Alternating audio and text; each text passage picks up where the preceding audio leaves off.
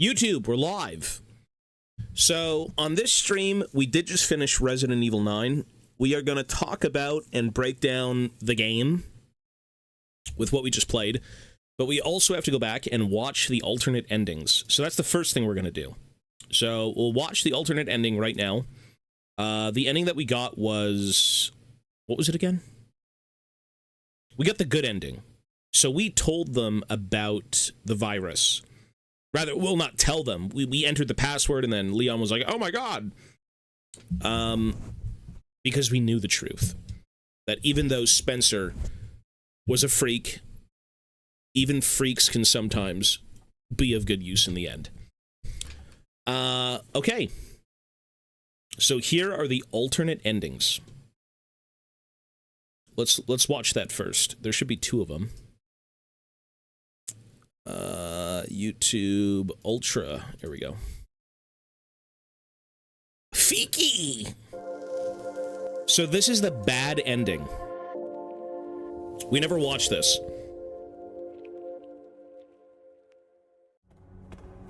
Oh my god! Elpis! Why are you playing... first of all, why are you playing in third person? Isn't that freaky? Like, all you want to see is her ass. I get it.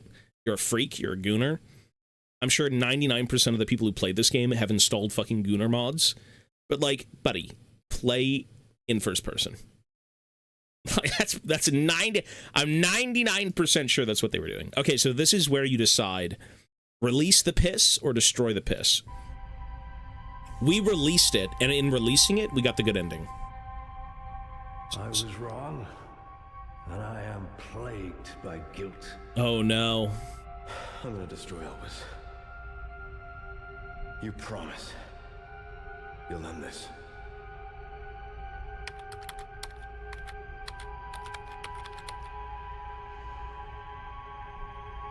This is it. So this is the bad ending. This is not good.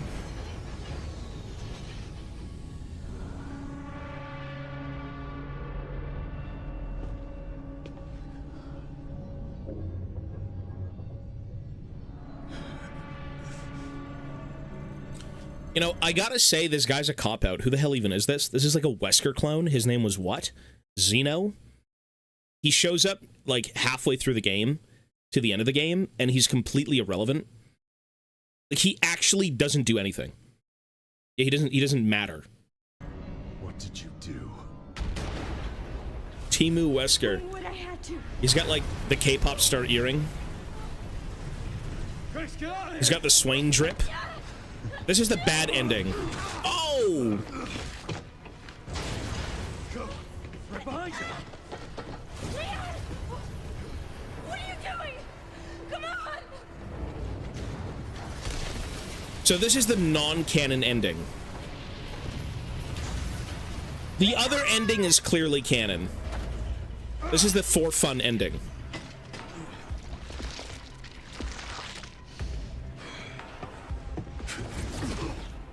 Shit. I mean, there's no way he wins, right? Like, Leon cannot do anything here. There's no chance.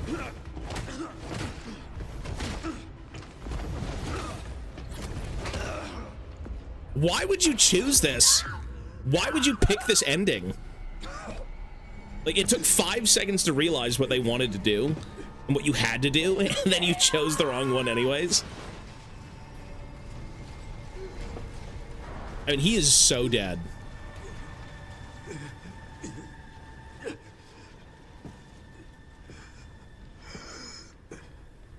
At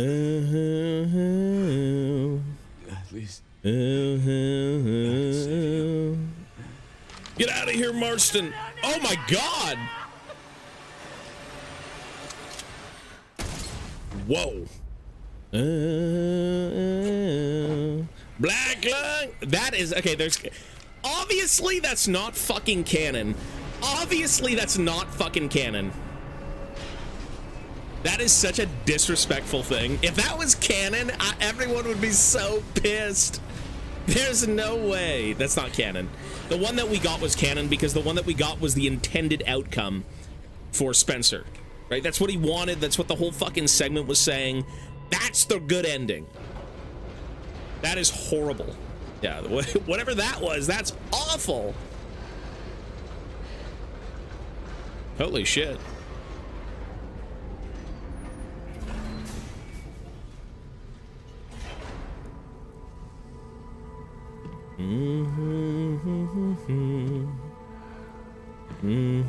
Does she even die as well? Oh.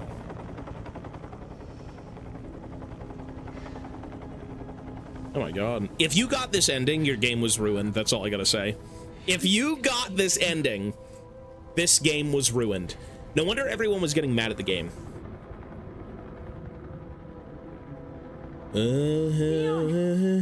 Okay, so that was a shit ending. That's a shit ending. Yeah, we've already seen the good ending. The good ending is when you unleash Elpis, and then you stab Wesker with the piss, and he gets cured, and then Victor Gideon kills him. Yeah, and then you get in the boss battle with Victor. So there is no boss battle for the bad ending, correct? It's just a cutscene.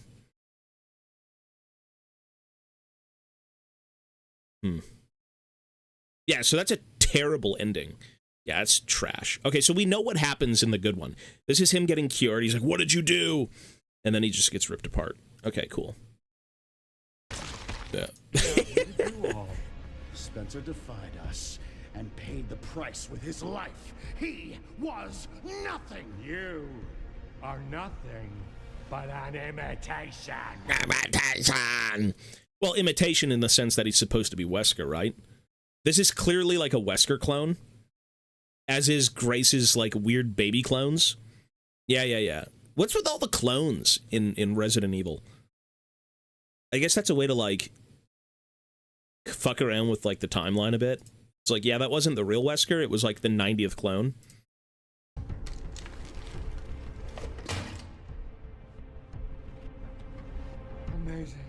Amazing.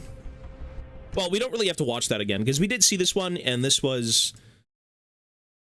This is the proper ending. Okay. Final boss we did beat. We did see that. Final boss. And the after credit scene. Okay, so that's really all we missed. So you have the cop-out ending and then the good ending. Well, yeah, they're bioweapons. You're supposed to clone them. That's fair enough. Well, all things considered, I hope you unleashed Elpis. That's all I gotta say. If you unleashed Elpis, I congratulate you. If you did not, I'm sorry, but you fucked yourself and your ending. Okay. So let's do Resident Evil 9 breakdown, even though we kind of know the game.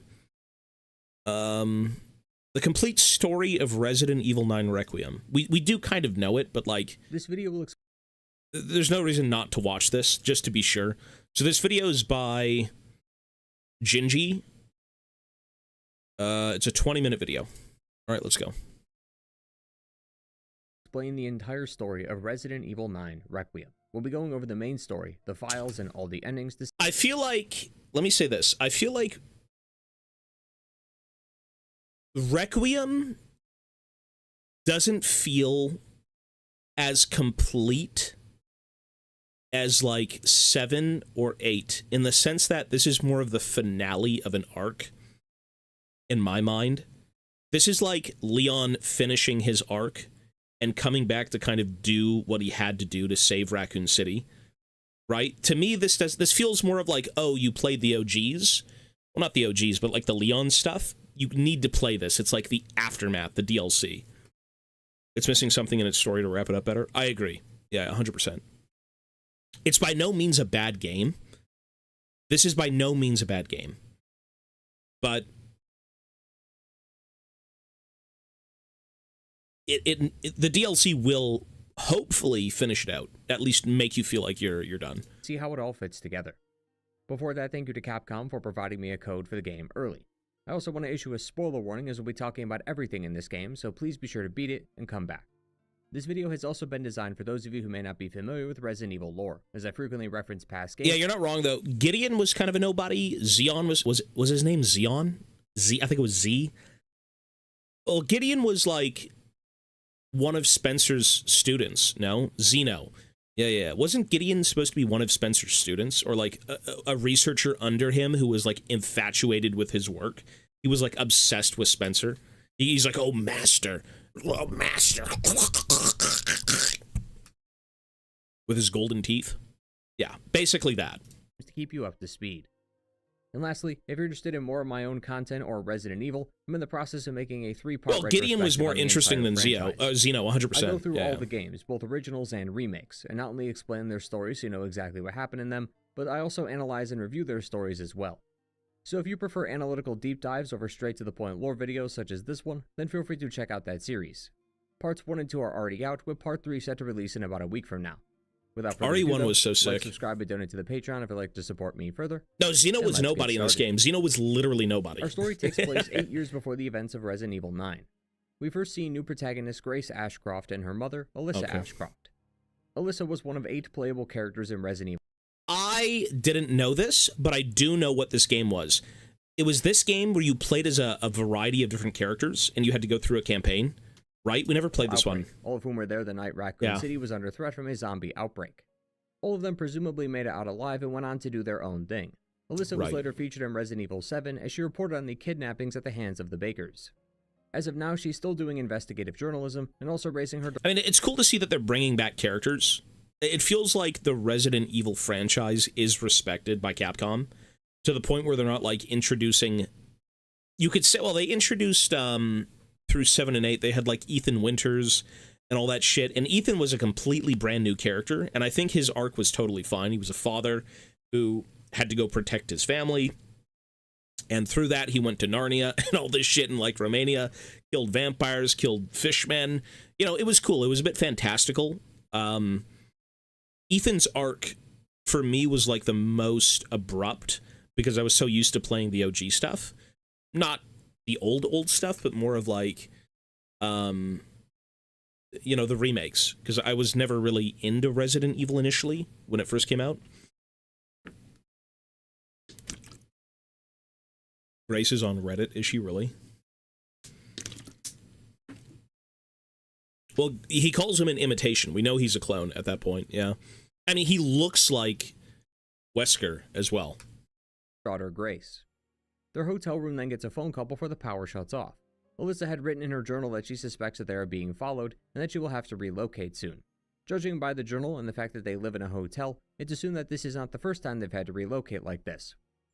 Knowing what this means, she asks Grace to follow her. She then quickly hides some notes behind a painting before conversing with the hotel manager. An assassin attacks the manager as Alyssa is forced to put them down. But just as they're about to leave, the hooded man gets up and strikes Alyssa right down in front of Grace. The fire that broke out after this covered up much of the... You know what's weird? We never got to... Did we ever get to fight the cultists? I don't think we did, right? I don't think... Well, they're not cultists. They're people who were sent out by Gideon to get Grace. That's who they were. Right? You never got to fight those people. I thought that could have been a cool thing. The fire that broke out after this covered up much of the attack, and the place was then quarantined off from the public for the foreseeable future. We then jump ahead 8 years to the present day, where Grace is now working as an FBI analyst at one of their Midwest offices. Grace is busy well, they weren't hired. They were people who were... Us with some insight. They were people who were infected who were then sent after Grace. I think it was explained at the end of the game when you're in the facility. She's talking about the Baker incident. Oh, is that what's on Reddit? That's funny. Into the broader world of Resident Evil.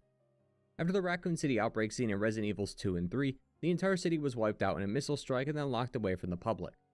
This lockdown that was put in place has been extended to the year 2040.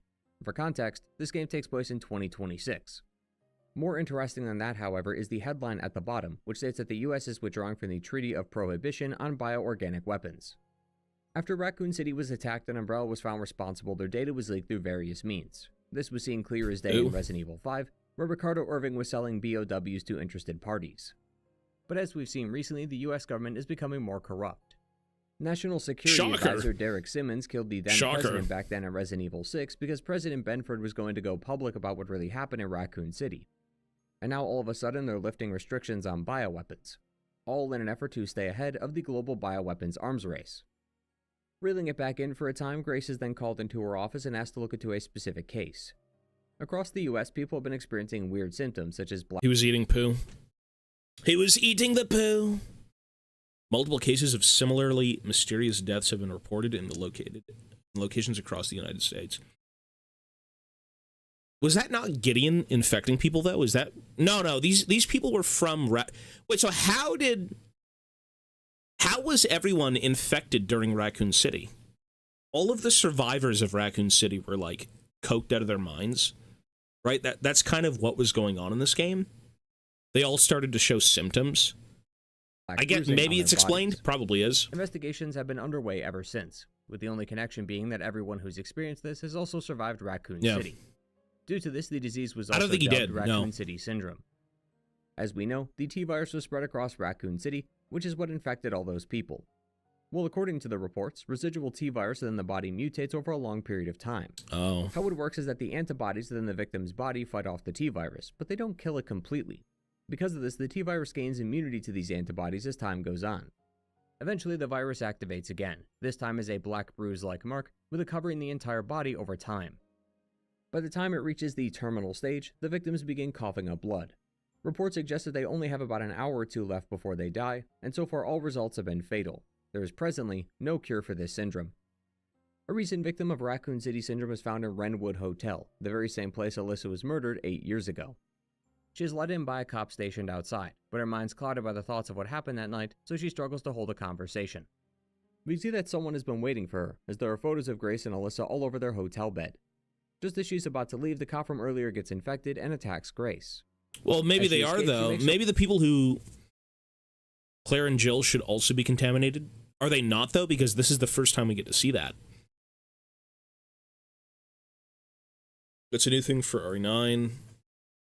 In an earlier game, some of the survivors had some kind of immunity to the virus, including most protagonists, but scientists had suspicions of long-term effects of the virus. I guess that's something they just wanted to reiterate in this game and say, like, hey, I thought it was some sort of, like, cover-up where any survivor of, like, Raccoon City was going to die and nothing more could be said, even though everyone already knows that, so that doesn't make any sense, you know? Way upstairs and meets with one of the villains, Dr. Victor Gideon. He quickly knocks her out and takes her away, claiming that she is the chosen one. While this is happening, an investigator is seen examining another dead body with the same symptoms as all the others. This is learned to be none other than Leon S. Kennedy. His handler during this mission is also the one and only Sherry Birkin. Sherry and Leon were there the night of Raccoon City. Leon was a rookie cop in his first It's kind of sad. Dude, I said this. It's sad seeing young Leon, and then you got, like, old, gruff, like, zombies again, really, type of Leon. It's weird, man. It is weird. William and Annette Birkin, two Umbrella researchers who created the G-Virus. Both of them survived that night and went on to do similar work. Leon was forced by the government to join them as an agent. He worked on various missions. Leon married Sherry? The events of Resident Evil 4 and 6. No. Later creating the organization known as the DSO, which he is a part of thanks to his work with Adam Benford. Sherry later grew up and became a government agent under Derek Simmons in Resident Evil 6, and now works as Leon's handler for this mission. Concerningly, both of them are also showing the same symptoms. Jake Muller, wasn't he just on screen? As Leon is driving, he spots Dr. Gideon as he leaves with Grace in hand. Oh, did they both have rings? Hell no! I hope Leon didn't marry the fucking... No, that's just fucking weird, bro. You think Leon married Sherry? You guys gotta sit back, get back to Reddit, bro. Ain't no way. I don't give a fuck if they both have rings, if they're both fucking green, if they're aliens. Hell no, bro. That's fucking weird as hell. I don't think so. I'm good. He's married to somebody, and she has a ring, but brother, that's not even the ring finger. What is that? No, that's not it. I don't believe that. I'm okay. As Leon is driving, he spots Dr. Gideon as he leaves with Grace in hand. To cover his escape, he infects many people, causing a massive disturbance. That's a war crime. This guy's Leon a war had criminal. Unfortunately lost him, but Sherry found that Gideon purchased a Look at this building guy, he just doesn't care. Called the Rhodes Hill Chronic Care Center, and so she assumes this is where he will be. Dr. Gideon was a former Umbrella employee who... The funniest thing is looking at this image and not thinking he's Satan. It's like, welcome to our fine establishment. We've got, fucking, what's his name? Uncle Fester as, like, our lead head scientist. It's like, what? The T-Virus. After Raccoon City went down, he was called as a witness in the Raccoon City trials. Trials that would later lead to Umbrella's bankruptcy. Thing is, he never showed up to court. Really? He was then later found to be the director of this care center. They kept much of their operations under lock and key because of their sensitive research, which involves experimental therapies. It should also be noted that the care center used to be run by the Spencer Foundation. Oswald Spencer, of course, is one of the founders of Umbrella, who would later be killed by Albert Wesker back in Resident Evil 5. Dr. Gideon uses this care center to achieve his vision, one initially created by Spencer. Spencer believed that the world stagnates once humanity's great leaders have lost their drive and experience. So to preserve that, he wanted to transfer the memories to a new vessel, and he believed that blood was the way to do it. Cells within blood contain multitudes of information, including factors tied to memory. The T-Virus already grants them control over the user's blood. So by modifying the T-Virus, they can somehow harness these elements to transfer the memories of these superior individuals. Sourcing viable test subjects for this, though, has been quite the challenge. Those infected by this mutated strain of the T-Virus usually just become zombies and exhibit past behaviors, which is why many of the zombies speak their final thoughts or feelings. The care center has been open for the past 20 years, and since then they've been hard at work running all kinds of tests on these people. One test going on in one of the labs seems to be focused on using an artificial lung and a heart in place of a real one. Is that really... Hang on. Spencer. Virus. After Raccoon City went down, he was called as a witness in the Raccoon City trials. Trials that would later lead to Umbrella's bankruptcy. Thing is, he never showed up to court. He was then later found to be the director of this care center. They kept much of their operations under lock and key because of their sensitive research, which involves experimental therapies. It should also be noted that the care center used to be run by the Spencer Foundation. Oswald Spencer, of course, is one of the founders of Umbrella, who would later be killed by Albert Wesker back in Resident Evil 5. Dr. Gideon uses this care center to achieve his vision, one initially created by Spencer. Spencer believed that the world stagnates once humanity's great leaders have lost their drive and experience. Okay. So to preserve that, he wanted to transfer the memories to a new vessel. So, you're keeping... Is that really what it was? Is that what that was? That was his initial vision? I thought he was just selling bioweapons and shit. He created all these fucked up things. He wanted to pull the consciousness of world leaders and put them into bodies, like, repeatedly, so they can't wither away and die? Is that what really? Huh? The world stagnates once humanity's great leaders have lost their drive. Where was that explained? Which game was that in? He wanted to force human evolution in the originals. Experience. So to preserve that, he wanted to transfer the memories to a new vessel, and he believed that blood was the way to do it. Really? It was done in this game? Are you serious? When was that explained? Cells within blood contain multitudes of information, including factors tied to memory. The T-Virus already grants them control over the user's blood. So by modifying the T-Virus, they could somehow harness because we read so many documents. Maybe I'm just coped out of my mind. These elements to transfer the memories of these superior individuals. Sourcing viable test subjects for this, though, has been quite the challenge. Those infected by this mutated strain of the T-Virus usually just become zombies and exhibit past behaviors, which is why many of the zombies Spencer's not a good guy. Or feelings. The care center has been open for the past 20 years, and since then they've been hard at work. They thought Elpis was an enhancer to the virus so they can control the infected. Because they didn't trust people? Is that what they were doing?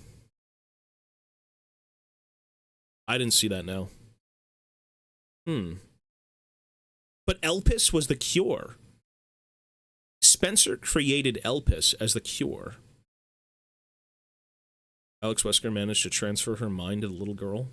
What, Grace's consciousness? Zeno didn't know that. Yeah. Zeno didn't know that. Running all kinds of tests on these people. One test going on we'll keep at one watching, of the labs seems to be focused on using an artificial lung and a heart in place of a real one. A test that does indeed seem to work. Other test subjects, though, have some odd quirks about them. One finds direct light to be too bright and so tries to shut off the lights. Another has what the researchers have dubbed main character syndrome, as the patient now wanders the center singing to herself. It's even caused another woman to start singing back, almost like they're rivals in a sense. The singing can then set off a few other infected who are notably more prone to loud noises, causing them to lash out and attack violently. And these are all supposed to be examples of the virus in some way, kind of. These are all subjects of what he was trying to achieve, is effectively what all of this was.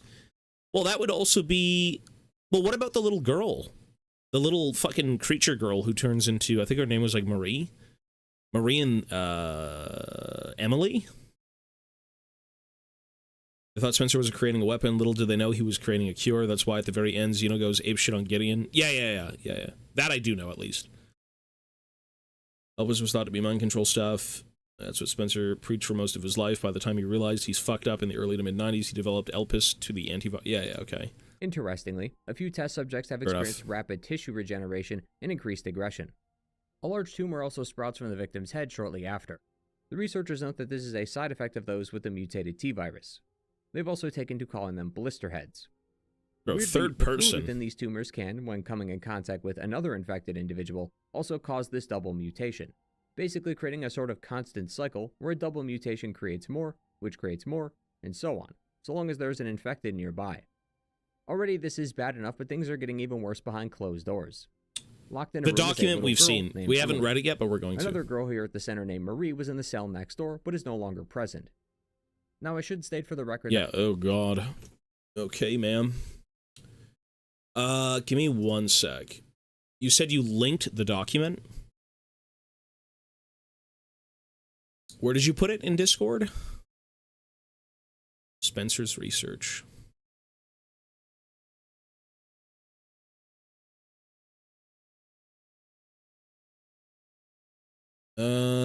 Humanity suffers from the drive, or when the drive and experience of our most exceptional leaders is lost. The ultimate way to preserve such greatness is to transfer those memories to a new vessel. I swear to God we read this.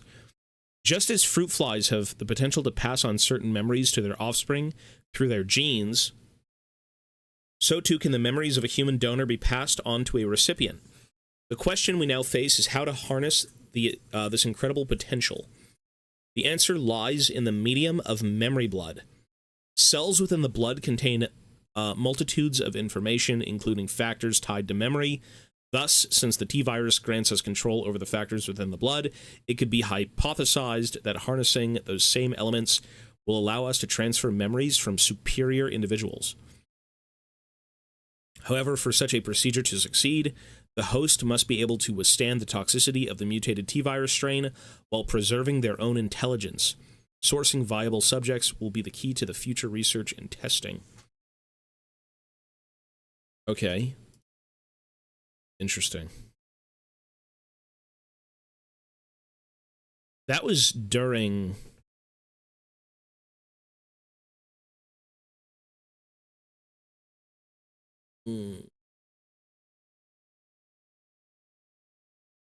That was during the clinic visit. They That said Marie that's is where it not was. technically her confirmed name. She is only referred to in-game as the girl.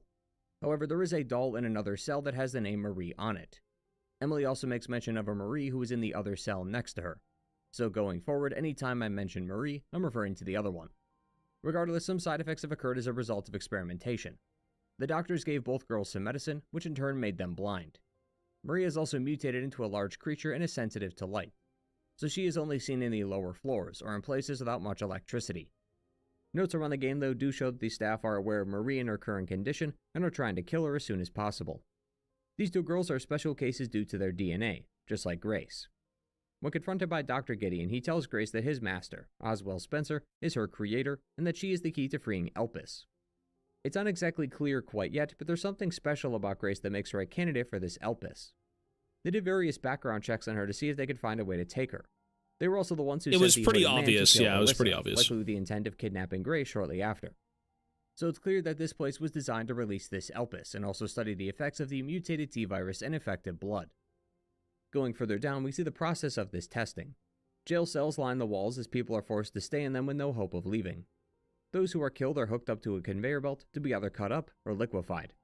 Other test subjects are also in blood stasis tanks, which are So the whole point of this game, at least with Spencer's research and everything, was to experiment on people and to make them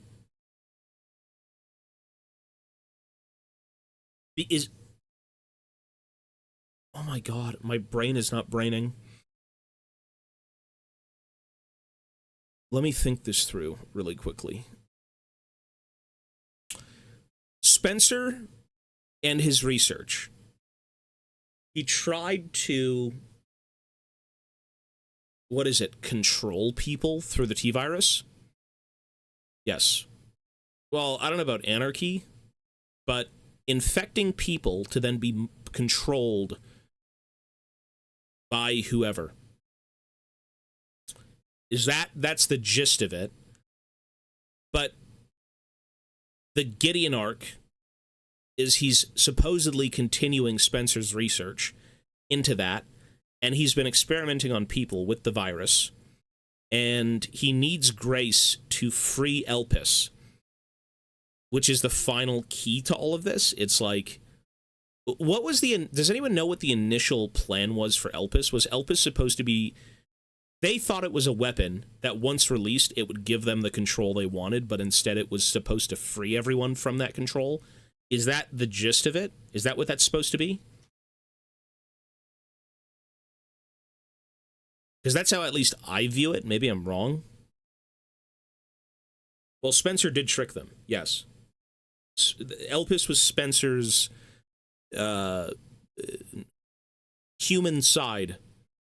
You're here, you're good. We'll do it after this. It was basically Spencer saying, I fucked up, let me atone. So, but that was the goal of all of this, was to make everyone, like, everyone be controlled, like, subservient to the leaders of the world? Is that really what it was supposed to be?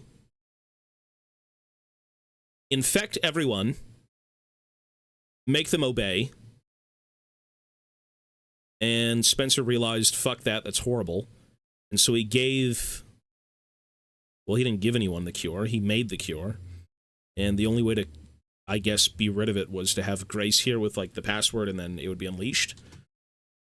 Up to a massive That's at least how I view it. Even more blood. With all this in mind, I should note that the care center does seem to be a legitimate business. One of the staff who Leon meets is new, so she is unaware of the dark secrets here. So in classic Resident Evil fashion, it's a front company that they were selling it to terrorists who want control over the world. Yeah, that much I do know. Yes, yeah. He wanted the world leaders to be able to pass on their memories and skills down to the new bodies to retain their superiority. So he was going to infect people with a virus that was in part made by the world leaders with their blood to then be in control of the people who were infected to make sure that they wouldn't step out of line. Is that what that is?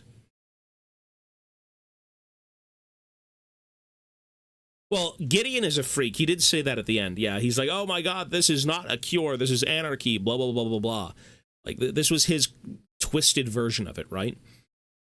Because he probably still thinks what Spencer was doing was exactly this. He's, like, coping in his own mind. He's like, oh, Spencer wasn't atoning for this. This is what he wanted. I think that's how I viewed that at the very end with Gideon when he was saying all that nonsense.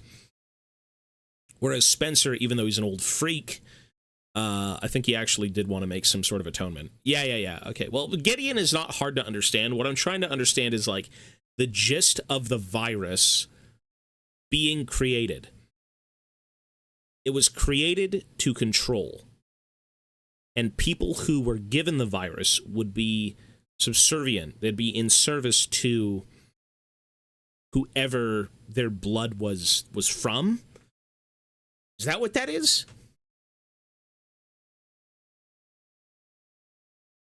Memories have connected to the T-virus training people.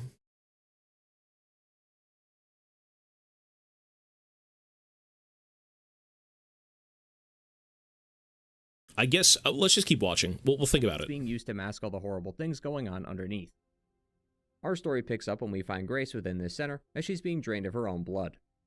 Not long after escaping these confines, she's found by Marie, who attempts to eat her, although due to her sensitivity to light, makes it a bit hard for her to do so. Ew. While she outruns Marie for a few minutes, Leon arrives at the care center. A nurse lets him in as he awaits his meeting with Dr. Gideon. A note in-game, though, notes that Gideon was expecting a visit from Leon, so he asked the staff to enact a Code 6, as now all the staff are infected and roaming the halls of the care center. Leon catches up to Grace with just enough time to fend off Marie. If Gideon was to walk through this place, would he be attacked by zombies? Are the zombies in service to Gideon potentially? Are they? Is that his blood? They wouldn't. No, that's not his blood. It's. Well, then what would be the point of controlling them all? Who are they in control by? Now all the staff are infected and roaming the halls of the care center. Infected with Nemesis Leon catches parasite. up to Grace with just enough time to fend off Marie. Gideon then separates the two, forcing Grace to find a way out on her own, while he chokes out Actually, Leon to yes, set he him is, up because for at the an very end he turns into interrogation one. later. Yeah. Grace soon then runs into Emily, The later giant on fucked up locking freak. herself and taking Emily with her.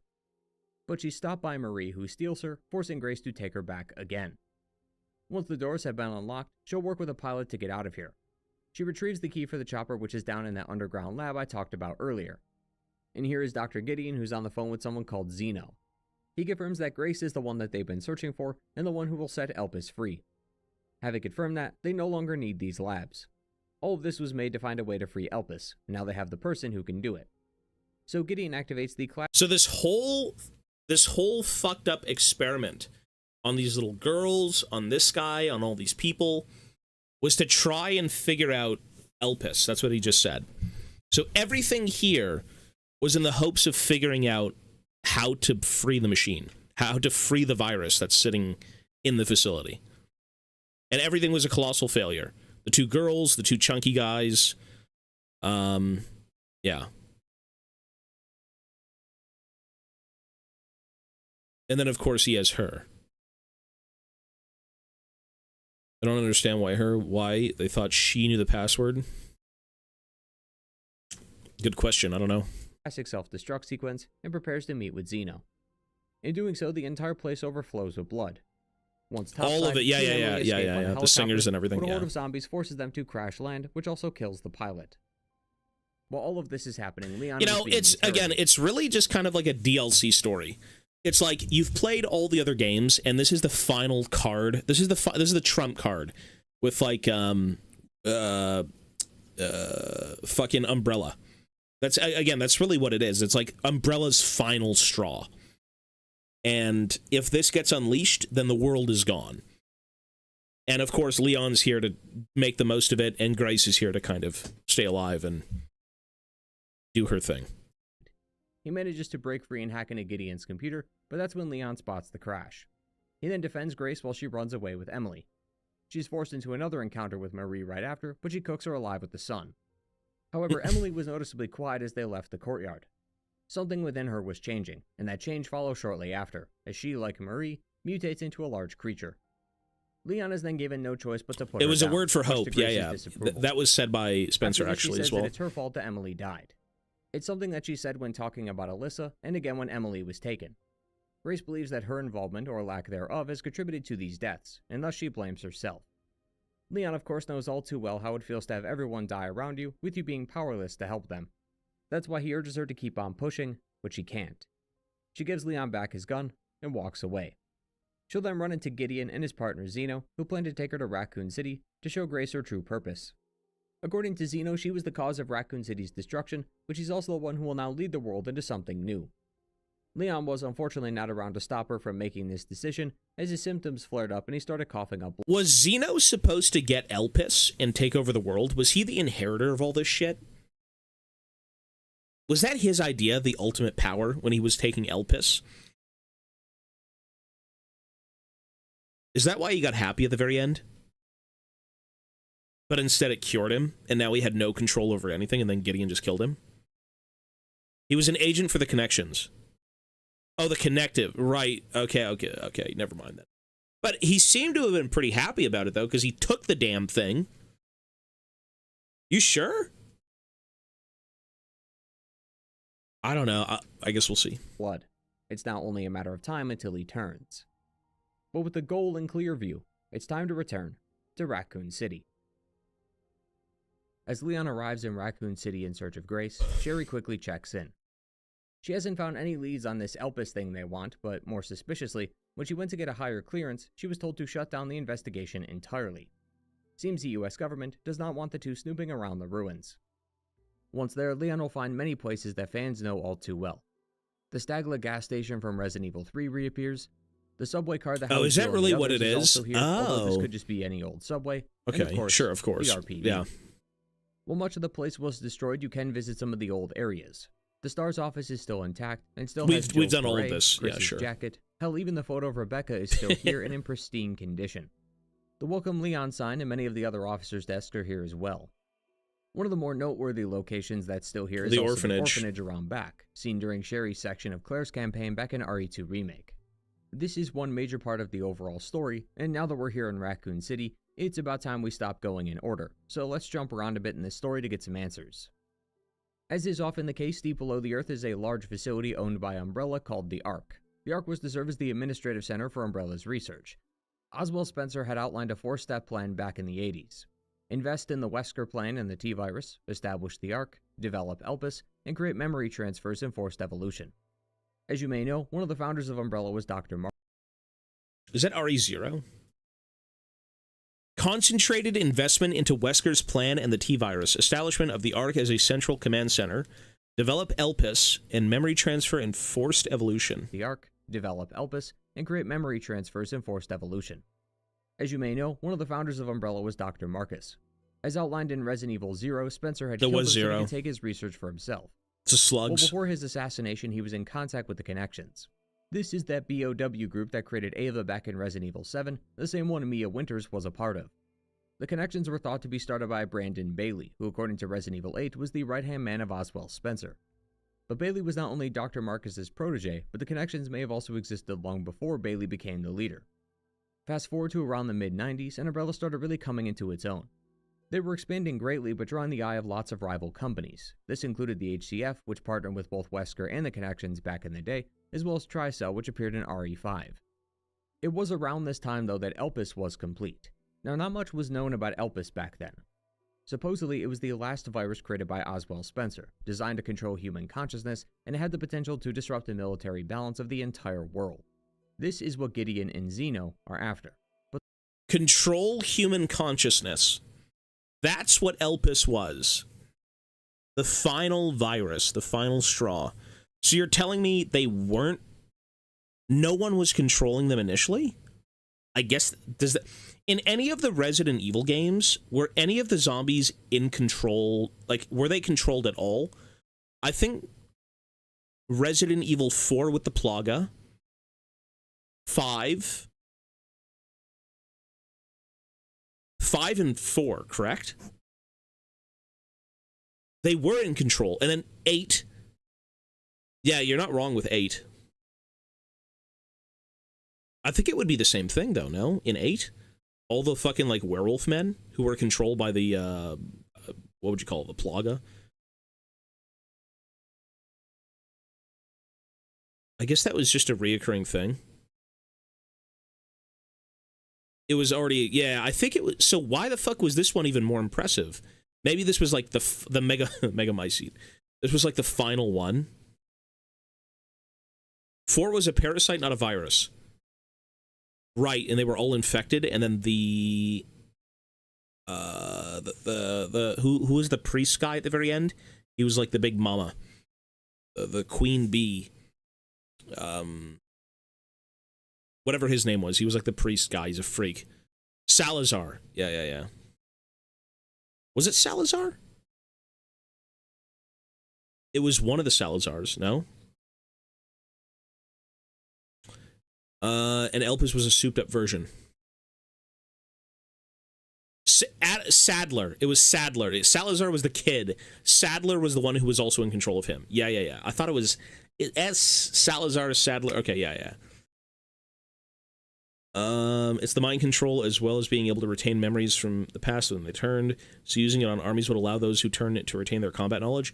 But then they would still be in control. They would be under the control of someone else. Adam Sandler. Yeah. Yeah. Okay, so this was the ultimate virus. Whereas the other ones, the other plagas and viruses, they weren't as good. They weren't as souped up. They became drones without remembering their past selves. Yeah. A lot of BOWs have mechanical enhancements to control them. It's not a reliable way, which is why they also have researched the parasites and other ways to control the BO. Yeah, that's fair enough. Makes sense. Makes complete sense. Yeah. Interesting. So Resident Evil, in essence, is just, as a whole, is like a more government. You talk about the Illuminati and all this shit, and they haven't taken to, like, parasites and plagues yet. At least I hope they haven't. But that's basically what they are. And all of these different things have been sold to different countries to keep wars in check, people in check. But this final straw, this final key to the ultimate virus, the ultimate control of the world, is Elpis. At least that's what they think. Interesting. Okay, fair enough. They aren't the only ones. As we recall from Resident Evil 3, when Raccoon City was infected, the military sent in a missile to cleanse the place completely. For a time, that's what the public was led to believe. In truth, while containment was likely a part of the reason, Xeno implies that they launched the missile to hide Elpis. Grace's Is it a report on these events retcon? also mentions that the Connections had lobbied for the missile to be used. So How would that be a retcon? What, that there is one overriding virus to beat them all? I don't think that's really a retcon. That doesn't destroy previous lore in any way. It just kind of adds to it, no? Well, I guess them saying Grace was the key, but where the fuck was Grace the entire time? She just kind of showed up? Umbrella right? would take the fall, thus leaving their Let's keep assets watching and this for a sec. research ripe for the taking. In a leak to note, we could find a talk between a representative of the Connections and someone from the Department of Defense. I guess They so. basically tell them to launch a missile strike despite the president not giving the go-ahead. Interestingly, in Resident Evil 6, it was learned that the reason Ada cut ties with Simmons was that he was found to have been the one to authorize this missile strike. However, as I mentioned earlier in 2013, President Adam Benford was going to speak out about Raccoon City. With this new knowledge in mind, it's assumed that this was the info he was privy to. He was later killed by Derek Simmons, who created an outbreak and then subsequently blew up the entire city just to keep the secret from getting out. Simmons was a part of a group called the Family, but with this new info in mind, the Connections and the Family may be closer than we're led to believe. But Okay, the Connections and the Family and the Cell, the Tri-Cell and all these things, they're just different organizations that deal with BOWs and are kind of like of power in the world, like the Illuminati. These are just different like power families, effectively. more. Albert Wesker was also present Okay. at the Raccoon City trial. He was working with Tri-Cell at this point, who has now learned to have strong connections with the Connections. Further, many other rival organizations tried to set up shop here in the post-apocalyptic Raccoon City. One in particular is the BSAA. Last we saw them, the organization dedicated to stopping bioterrorism was using bioweapons as a part of their army. According to Sherry, there was an internal dispute within the BSAA as the Pentagon was putting pressure on them. This led to the North American branch of the group going its own way, which may explain why they are here in Raccoon City looking for Elpis. This is further reinforced by yet another log passed between the US and Xeno, who claims that the BSAA is fully under their control. So they do whatever the US government tells them to do, who then, in turn, do what the Connections say, confirming that they really do have the entire country and multiple criminal organizations under their control. It seems to be for mutual benefit, but it likely won't be long until the Connections betray the US to get ahead. But even still, even with all these resources, manpower, and connections, no one has been able to release Elpis. It's locked by a computer password where one wrong input will destroy the entire thing. It's led to a collaboration between Xeno and Gideon to see if they could figure out the password. Gideon is ex-Umbrella, so he believes that Spencer had a plan in mind for this Elpis. Xeno, on the other hand... Alright, well, firstly, let's address the elephant in the room real quick. Despite the get-up and the superpowers, this is not Albert Wesker. The game does not explicitly mention the Connection or even Wesker at all. It's a clone. Late in the game, Xeno has a You're an conversation with Gideon. imitation. Xeno tells him that the Connections no longer have a use for Gideon, to which Gideon calls Xeno an imitation. This implies that Xeno is a part of the Connections, and that Xeno may be an imitation of Albert Wesker.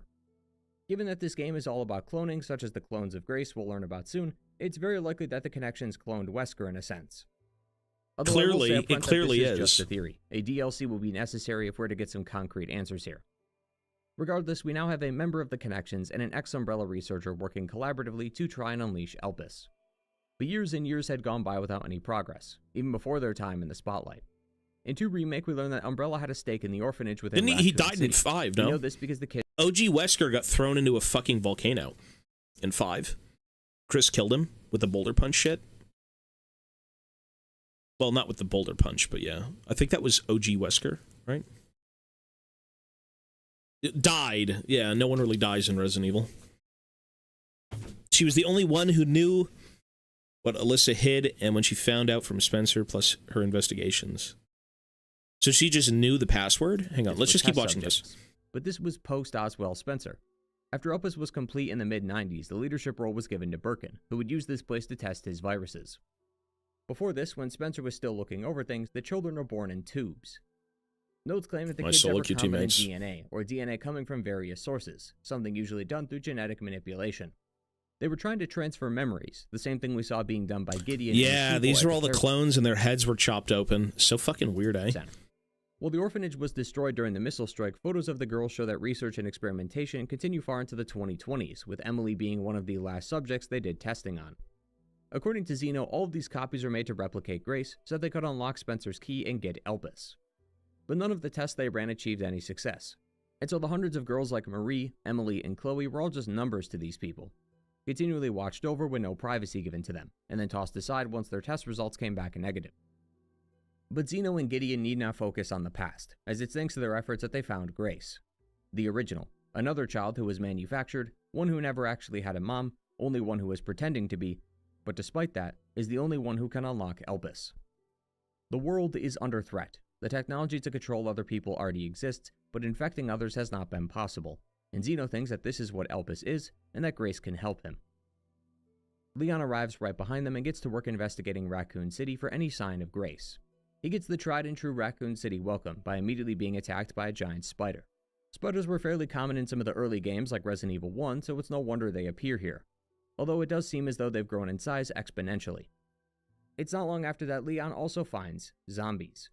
You know, the things that were supposed to be wiped out when the missile hit. They pop out of the ground, so it's assumed that the corpses were just buried under the rubble, or that the T-virus in them is keeping them alive in some fashion. Although I do believe it's also plausible that the missile simply just didn't kill everything. Many of the buildings have very limited structural damage, especially towards the outer edge of the city.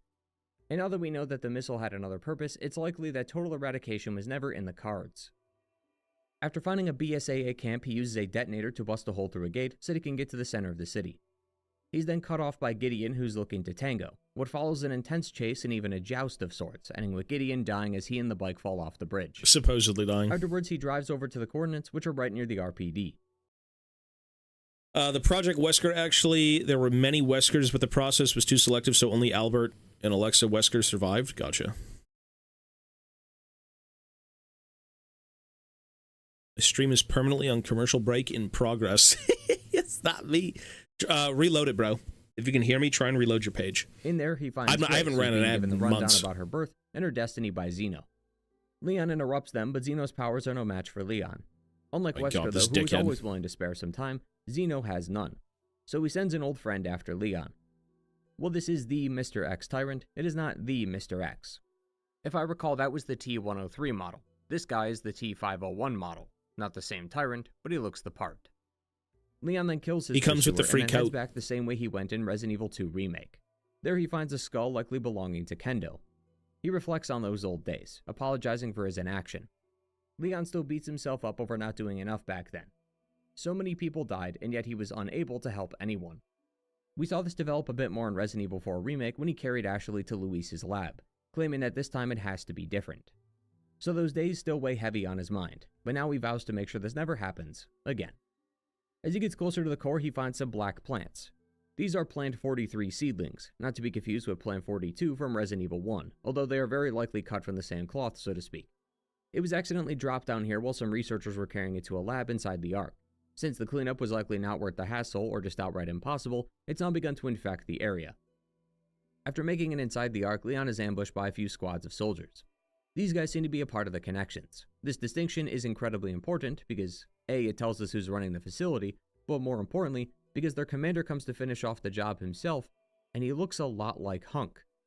Hunk was an Umbrella soldier, often given the name Reaper or Mr. Death, known for doing countless missions and surviving. So the Connections, so now this guy works for the Connections. It's just another family here trying to get this shit? Is that really what it is? Well, actually, no. Sorry, Zeno is from Connections, right? Zeno is from the Connections. Is that correct? Which in turn would have his goons here anyways. despite the odds. Yeah, He was okay, there when makes sense. Birkin was apprehended in Resident Evil 2 and would escape the entire facility all on his own. That was Hunk. However, I would like to state that while no name is given to this commander, It's Hunk. this does not seem to be Hunk. Hunk hasn't appeared canonically in this. You fucking... What the fuck? Lies! You fucking lie! You play the game. I played the game. I beat the damn game. It is Hunk because it's the same damn voice actor. It is the same voice actor. The neck snap, all that shit. He seems to know Leon. He's heard so much about Leon. He's like, oh, we finally meet. It's literally Hunk. That's Cope. That is copium. It is Hunk. Series since Code Veronica, which is over 20 years old. He's always been an arcade mode character. The No, he's connections there. also practically cloned Wesker, so it wouldn't be too far-fetched of them to do the same thing with Hunk. Oh, they could have cloned Hunk. No, it's Hunk. It's real Hunk, sorry. Out of game, though, much of Resident Evil 9 is about callbacks, from Marie dying like the Leech Queen in Resident Evil 0, to Plant 42 from Resident Evil 1, to Mr. X, Raccoon City, and now Wesker. Not wrong, though. It's all callbacks. That's why it's called Requiem, a requiem for Umbrella and the early Umbrella era of the franchise. So I think that's why a Hunk-like character was added into this game. Although, I may be wrong. Possible lore files on this No. But he says he's heard so much about Leon. He knows of Leon. commander in a DLC will hopefully clear things up.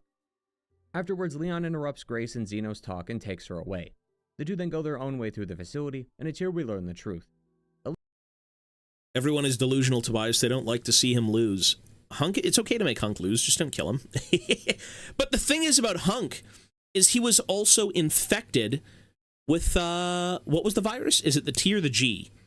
He's infected with the virus that Leon also has. T-virus. Because if you look at his hand, that's the real Hunk. When you beat him, you look at his hand, and I swear his hand has the virus in it. Because his glove comes off. Right? His left hand is gloveless, and it's supposed to have the virus in it, supposedly. I think that's what I saw when I played it. And then, yeah, when you go back, he disappears. Right? He's the Reaper. He just doesn't die. It's him. Xeno has the same and he's a clone. Oh, you're right. Yeah, but Xeno's not Hunk. It is what it is. Well, what about Leon, bitch? Wait, hang on. Leon also has it, and he's not a clone. Sherry has it, and she's not a clone. God forbid every single person in the connections isn't a clone. I think that was the real Hunk. That's all I gotta say. I think it was. Alyssa hid an MO disc in her bag back at the hotel. This contains various files, some of which were interviews with the Oswald Spencer. He says it straight. Oh, the files He say was it's wrong. Hunk? Oh, there you go. Happiness cannot be achieved at the expense of others. His research opened up Pandora's box, and so every death is his fault. It's caused him to feel remorse and guilt over his actions. To make amends, he took in a young girl, not a test subject, not a BOW, just a regular girl, and raised her like one. This girl was none other than Grace. So Grace isn't a clone. Spencer was dying of old age. He wrote in his will, Or was Grace... No. It's a random girl named Grace. Is that not her, though?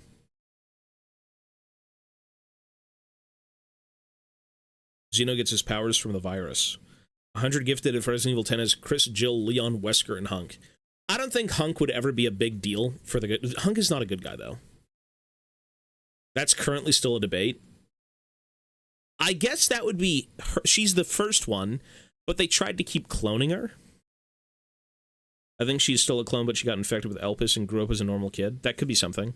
that Alyssa would be given Grace so she may raise her when he dies. So, Xeno was wrong. Grace isn't some key, she's just a girl.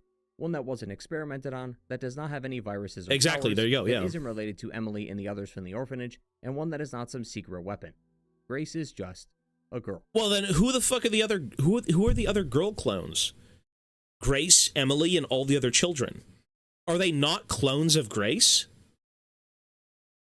Marie, sorry, not Grace. Marie, Emily, and all the other girls. Are they not clones of her? But Grace is the original. Yeah, they should be. They are. But he said she wasn't experimented on or anything. Yeah, those are Grace's clones. So she wasn't experimented on. But they took her DNA and they created the clones from her. Those experiments were done years before Grace came to be. But why are they the same? An attempt to recreate Grace. So they had, oh, okay, here you go. So they had the DNA of Grace, which they tried to clone, but they never fucked with the original. Is that correct? She can't be the original, she's too young. You sure? The experiments took place in the 90s. Grace was born 2002. The experiments of the clones?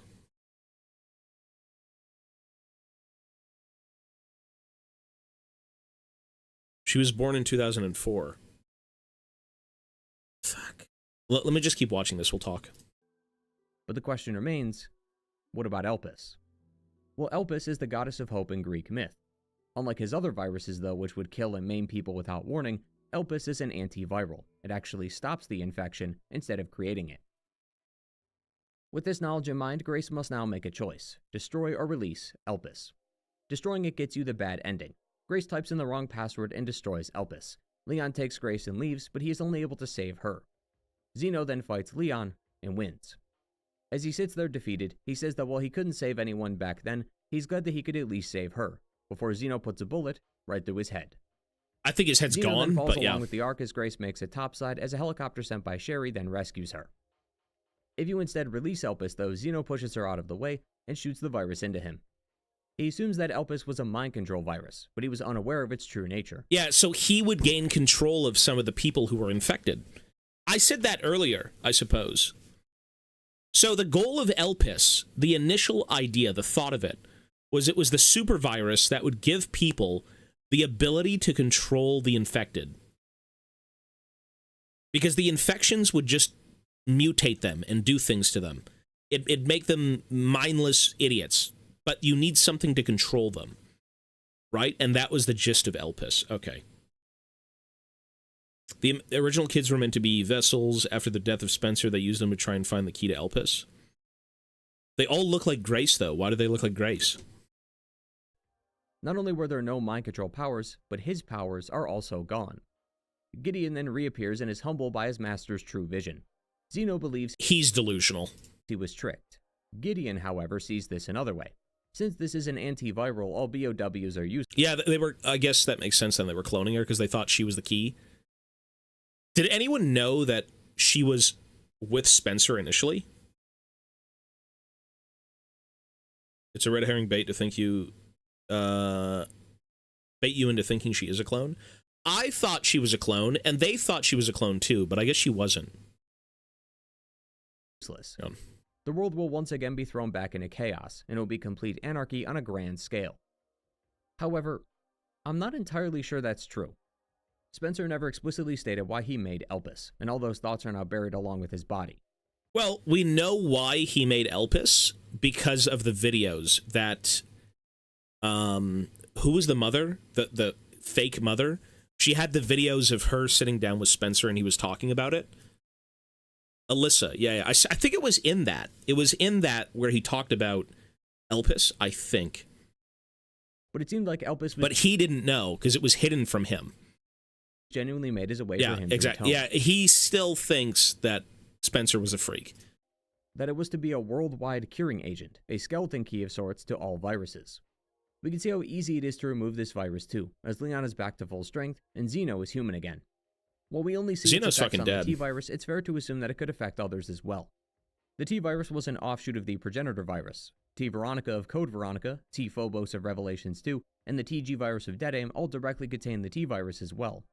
But the G-virus was meant to be a better evolved version of the T-virus, and the C-virus of Resident Evil 6 was a mix of G-virus and T. Veronica. Come monster. Elpis is very likely a T-virus cure since it was made in the mid-90s, and none of the other viruses at the time were being produced yet. But since so many of them contain trace amounts of T-virus, it's possible that this could affect them as well. Further, in a note written by Spencer, he says that the family, Tricell, the HCF, and Umbrella will all be brought to an end by Elpis.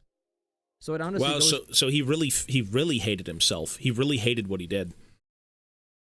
All the fucked up families, all the bioweapons, everything was to be cured with Elpis. Who thought that piss could save the world? far as to say that this was meant to be a cure for all kinds of infection. This does of course lead me to question if it's only useful against viruses though and not parasites, thus meaning the Las Plagas would— Right, because someone was talking about this earlier. We were talking about this being different. This is not the same thing. This is a parasite. The other one is a virus. This is a version of it, right? But not the same thing. It was another weapon that they developed. Yeah. be unaffected, but it's the same concept where you have like the big queen bee being Sadler, and then everyone else gets infected with a lower plaga, like a lower rate creature that would then take over their nervous system, their brain, and they would all kind of like tweak and function. Yeah, same thing with 8. What was 7? What was 7's virus? 7 was mold, right? Wasn't it this weird fucking... It was mold. But the mold... Who was in control of the mold? Is it that girl?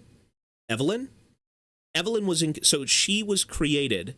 So in a sense, she was like Sadler, and she was like the counts in 8.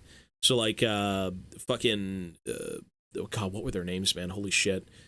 I forgot their names. Moreau was the fish man. Lady supersized bitch. Fucking Dimitrescu. All those people were essentially the same thing. There's always a queen bee or someone in control, and everyone else is under them. In all of their little side projects. Yeah, okay. still a remarkable creation. Which I guess would make sense then anyways, because they're BOWs, they're sold to different countries, they're sold to different groups, and what would they want out of those things? To win. So, like, you know, don't unleash nukes, just take them over. It all started with Spencer, and Wesker was the perfect one. All roads will lead back to him, and all other things are subversions of the same virus. Was Wesker in control initially of all this shit?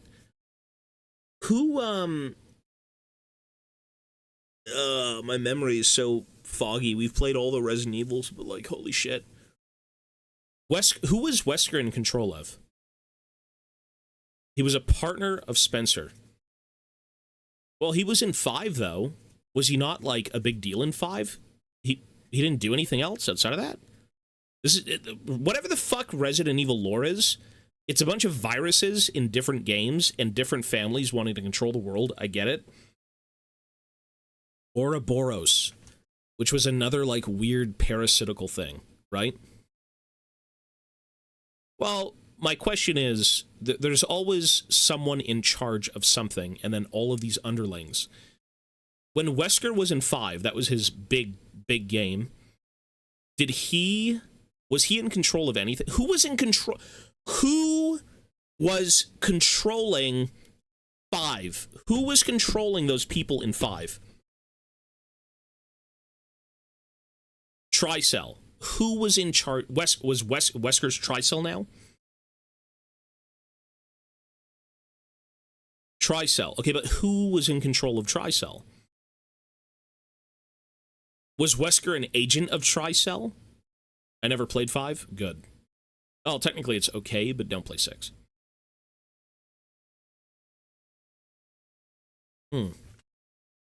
Yeah, I'm trying to I mean, I get it. I guess there's questions that we don't know the answers to, but that's fine.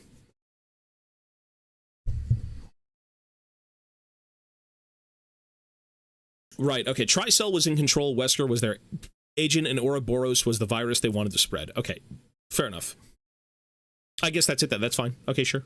Part of the reason the Connections and the many other organizations were likely deceived was because Spencer was all about human evolution and human experimentation, so it would make very little sense for Elpis to not be another masterclass virus of his. Regardless, with Xeno dead and Gideon mutating thanks to being implanted with the Nemesis parasite, something he's likely had for some time, Leon is forced into battle with him. Both him being at full strength for the first time in a long time, Gideon goes down without. Exila was in control for the public, but Wesker was pulling the strings? Gotcha. Okay. Well, in control of the virus, the Plaga, is what I'm saying, right? Because if you infect all of these people, who is giving them the signals? Get to work! Who's giving them the signals? Ouroboros. It's a fucking Plaga, it's a virus, it's a buggy. Yeah. Rambo, thank you, man. That's just the only thing I'm thinking of right now, but it's okay. Maybe it's a stupid question. Not much effort. As Gideon dies, the entire facility crumbles. Realizing there is no way out, both Grace and Leon sit in the dark together as they await their deaths. But that's when the Hound Wolf squad comes to rescue them. They've come with And a these message are from Chris Chris's Redfield, people? but unfortunately we don't see Chris in-game. They Not then yet. extract Leon topside as the BSAA come in and set up a perimeter. Leon is glad to be alive, but Grace is still saddened over the death of Emily. Leon reveals, however, that he never shot her in any vital areas. A news broadcast then shows the Justice Department has reopened its investigation into Umbrella and Spencer. Due to this, the president is very likely going to deny any wrongdoing in their address. Sounds like a parallel to what we have right now. Further, social media is buzzing about Alyssa Ashcroft as she was the one who broke the story on Oswell with her interview. Many claim that her death was a cover-up by a mysterious organization, so it seems like the news is spreading fast. And to cap off said news, it seems like She Emily lived. was rescued and is alive and well. We then see Grace talking with Leon on the phone. Judging from the call, Sherry was cured of her T-virus and Emily survived and got her eyesight back. Life has gone back to normal, at least for now. As we then transition to a cutscene that shows presumably some Connection soldiers who had just killed some BSAA to retrieve something. What it is, we're not exactly sure, but they plan on grabbing it before the BSAA sends in the wolves. Okay. The gist, this game was about finding the cure, not the cure, finding the key to unleashing the super virus, which in turn was a lie, it was a ruse, because it wasn't a super virus, it was a super cure. That's basically it, I believe. I think that was really just the gist of the game. But it was more of the finale to, like, Leon's arc. It was the finale to the old stuff. BSAA and Chris's Wolves are not the same. Were they not at the end of Resident Evil 8? Was that not them? And they showed up to kind of deal with, like, the big, Miranda?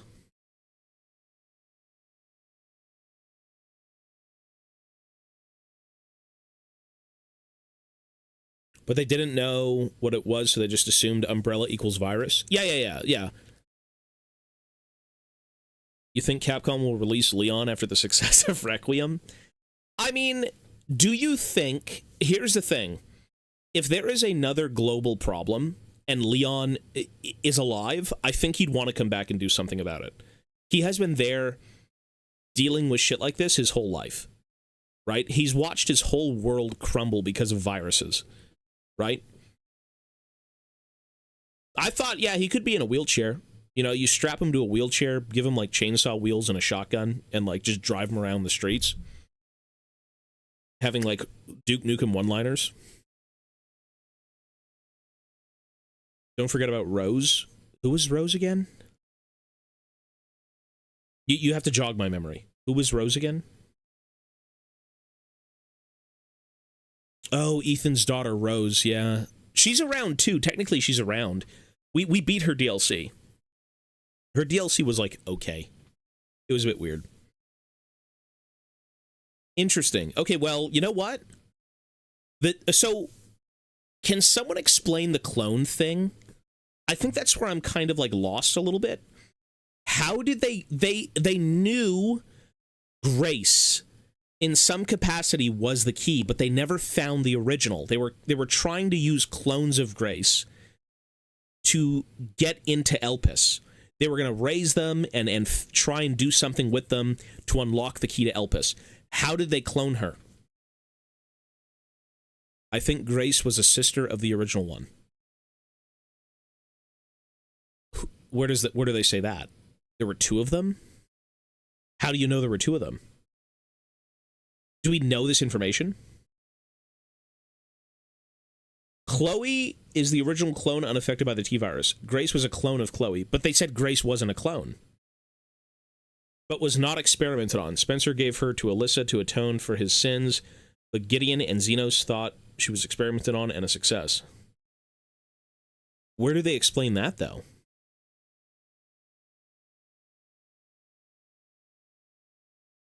Grace is not a clone. She is an OG human being.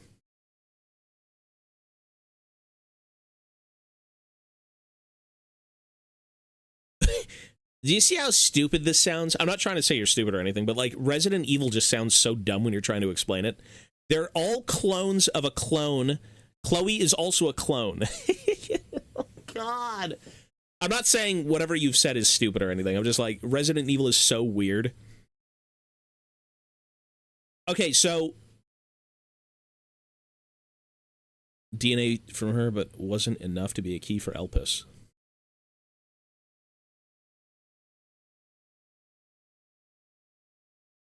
They're all clones of a clone. Yes, that is true. The iterations of them. Who is Chloe? You said Chloe? Who? When you meet Emily, she said there was another one, the monster. Yeah, that was Marie. It was Marie was the monster, but that has nothing to do with it. Oh, Chloe was the girl you played in the orphanage. Little barrel. Right, yeah. Okay, yeah, you're right, yeah. Savage, hello, sir. Chloe is the girl you play in the orphanage. Okay. So, let me read that again as to what you just said. Chloe is also a clone used in the experiments. No, Chloe is a clone for sure. Yeah, you play as a clone. You play as one of the clones that was allowed to mature in some way that wasn't a failure yet. They were still testing her. Yeah, because at the very end they said, okay, throw her away. She's trash. This one wasn't good. Yeah, fair enough.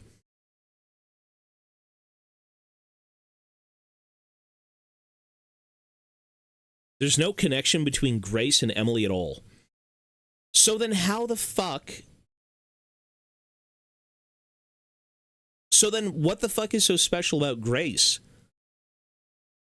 Nothing? I guess that's why she's special? Yeah, literally nothing. Wait, so then where did the clones come from? And why do they look like her?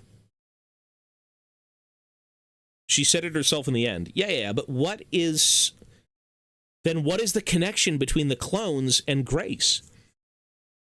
Is it just a coincidence they all look like each other? I told you already. We'll say it again.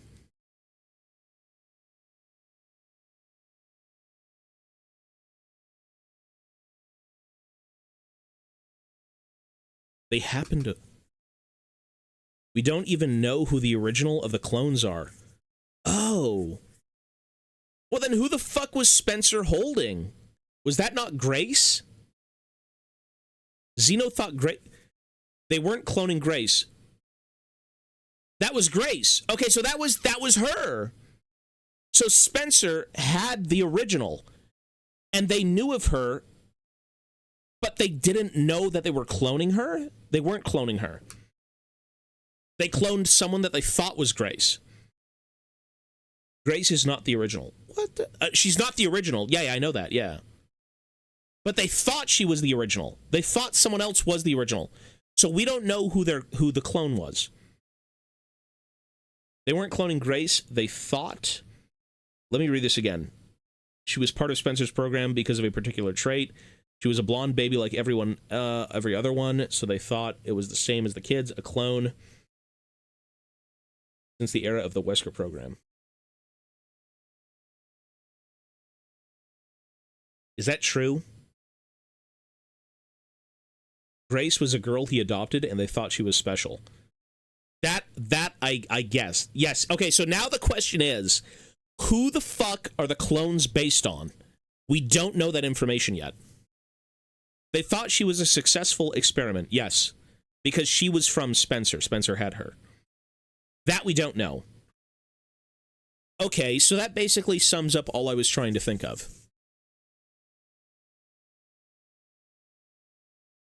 Isn't that so weird? So why is that? Oh, it's just a coincidence that they look like each other, right? It's just a coincidence.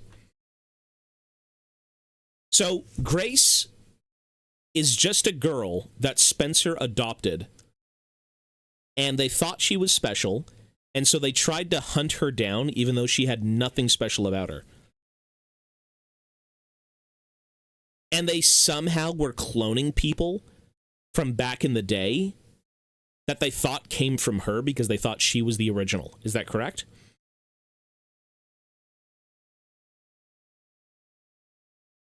Everyone got played by Spencer. Okay, so like the Emperor.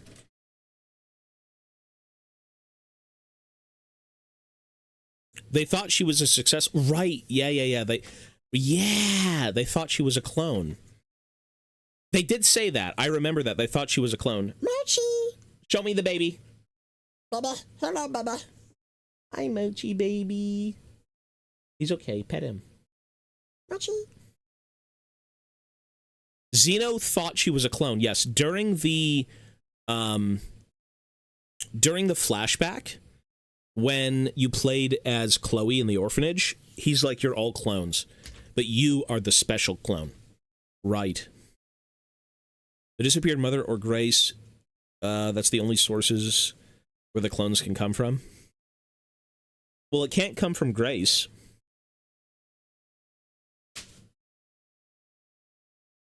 I swear Grace is an identical twin sister of the OG, and they made the mistake. They mistaken her as the original and adopted her and made clones from her. It's all speculative, but I think your conclusion sums up what people think at the moment. I think so too. All right, so Grace is the same girl that Spencer had. The Zeno and Gideon thought that Grace was the successful clone that they made back in the day. The most successful. That makes complete sense. Okay, sure. Is that it? Is that the gist? So we don't know where the clones came from. What a weird fucking... What the fuck? Who wrote this? Like, even Miyazaki makes more sense. He doesn't, but... Like, that is... What the hell? What? All right. Weird. There's substantial initial confusion and in-game misdirection, suggesting Marie and Emily were clones of the protagonist. That's what I thought. Files suggest that they are actually clones from earlier generations of the Children Project. These white-haired clones were created for Umbrella the Connections research into Project Elpis, a mutated strain of T-virus and memory inheritance, long before Spencer adopted the actual Grace. So, where is that from? What source is that from? Grok, is that true?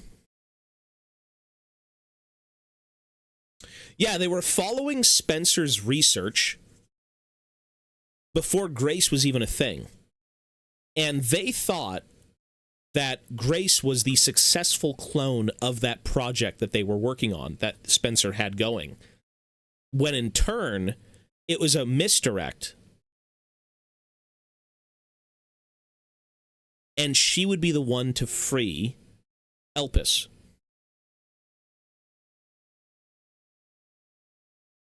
Okay. You know what? I get it. Do I get it? Does that make sense? Press 1 if that makes sense. Press 1 if you're following whatever the hell it is we're talking about. 1.5. I think it makes sense. You don't think so? I think it makes sense. What doesn't make sense in this? I think it makes sense. To sum Resident Evil 9 up, you've got villains who are trying to unleash an old virus that Spencer had worked on, his final masterpiece virus. Little did they know it wasn't a virus, it was the cure. And they tracked down a girl who they thought was part of an experiment by Spencer, who is the key to unleash this virus. But in turn, it wasn't to be. She wasn't a clone. She wasn't part of this experiment. She was just a normal girl, and that was Spencer, in his good consciousness, good faith, goodwill, leaving that to the world, this girl, like doing something good for her.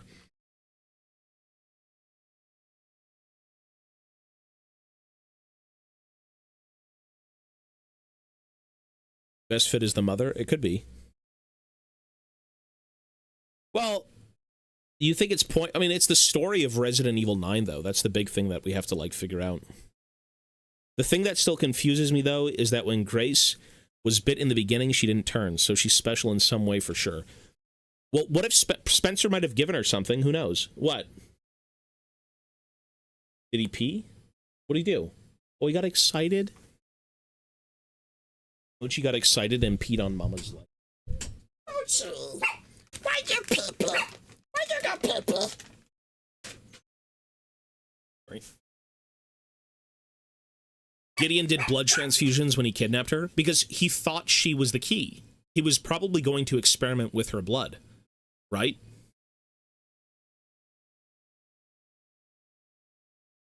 There is more to come. There is more to come with this game because they're coming out with the DLC. The point of her is that Spencer wanted to just wanted a normal girl. Sorry. To raise for everything he had done. Yeah, exactly. There's nothing more to it. That would be fucking weird. I've unleashed the viruses. I've killed the world. My bit of atonement is going to raise an orphan. I'm a good person now. It's like, I've dropped the bombs. I've starved populations, but I'm going to adopt a child and make it all better consciously. What? Like, at least, well, technically Elpis was like, you know, his final send-off, but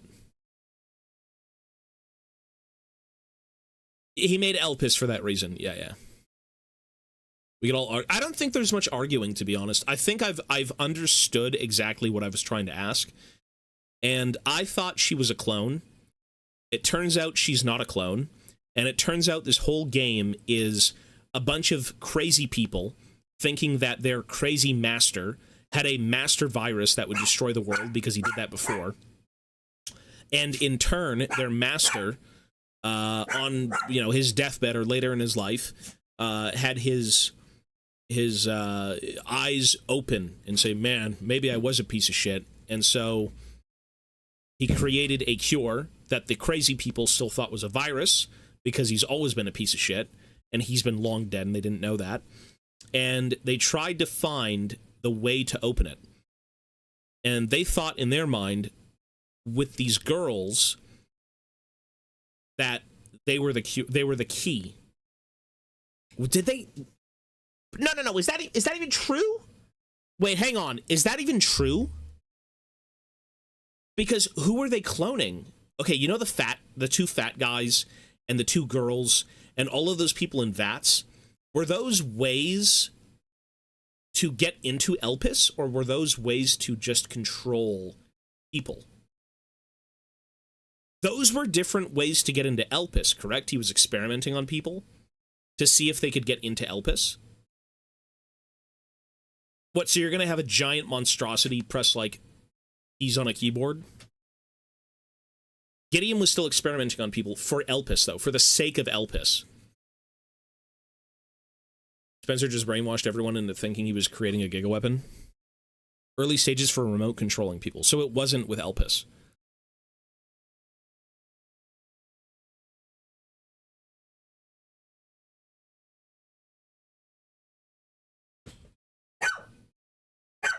Mochi. It's okay. Mochi! Mochi! I'm gonna say we understand it. I'm gonna say we mostly understand it. The question is, will the DLC wrap it up completely? What do you think? Do you think the DLC for this game is going to wrap it up? I don't think it's able to. How long would you have to make that DLC? Not like wrap up the story, but maybe wrap up questions that we don't have. Who is the OG girl? Who is Leon's wife, if that matters? There's too many questions to answer in one DLC. Well, what are the questions you want answered? Type the questions that you want answered in the DLC right now. Or in the chat. What I want to see is what happened to Hunk. Who's the wife?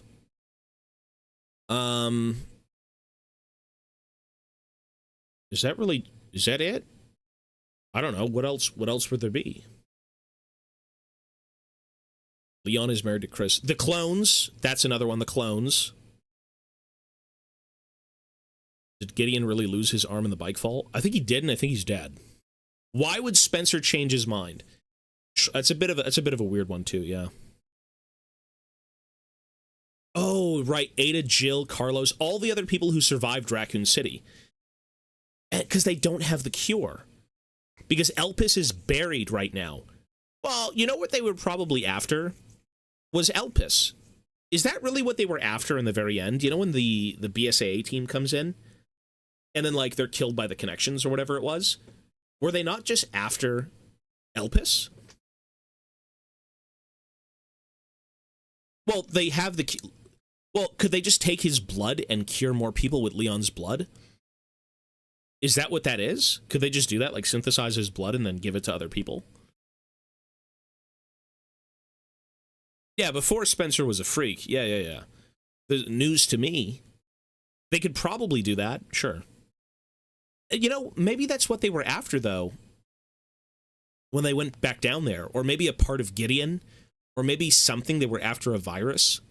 Or maybe they thought it was still Elpis and they went to go down and get a vial. He had a vial? Well, you say they got the cure. But unless you're able to remake that cure somehow, you've only got like 2 doses, no?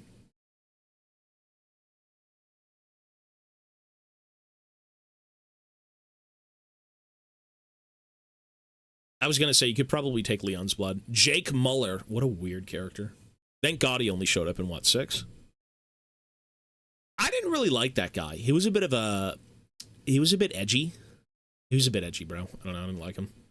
It's just weird. I didn't care about him at all. I don't know. There were so many characters in 6, I didn't know who to root for.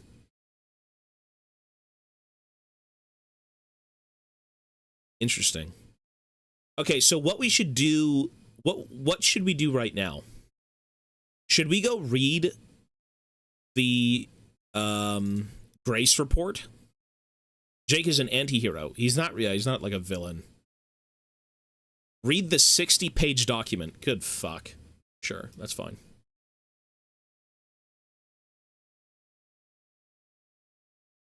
Since I don't have to actually load up anything to do it, I don't mind doing it. If I had to replace my monitor and everything, I think we'd have a problem, but I can literally just look at it through this screen. Sec. The report is the whole Resident Evil story. Well, didn't we just go through that? Let it load for a sec. Let's see. Okay.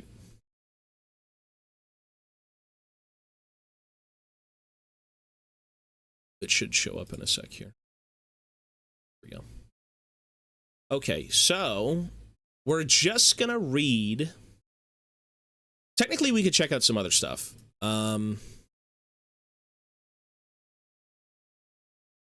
So.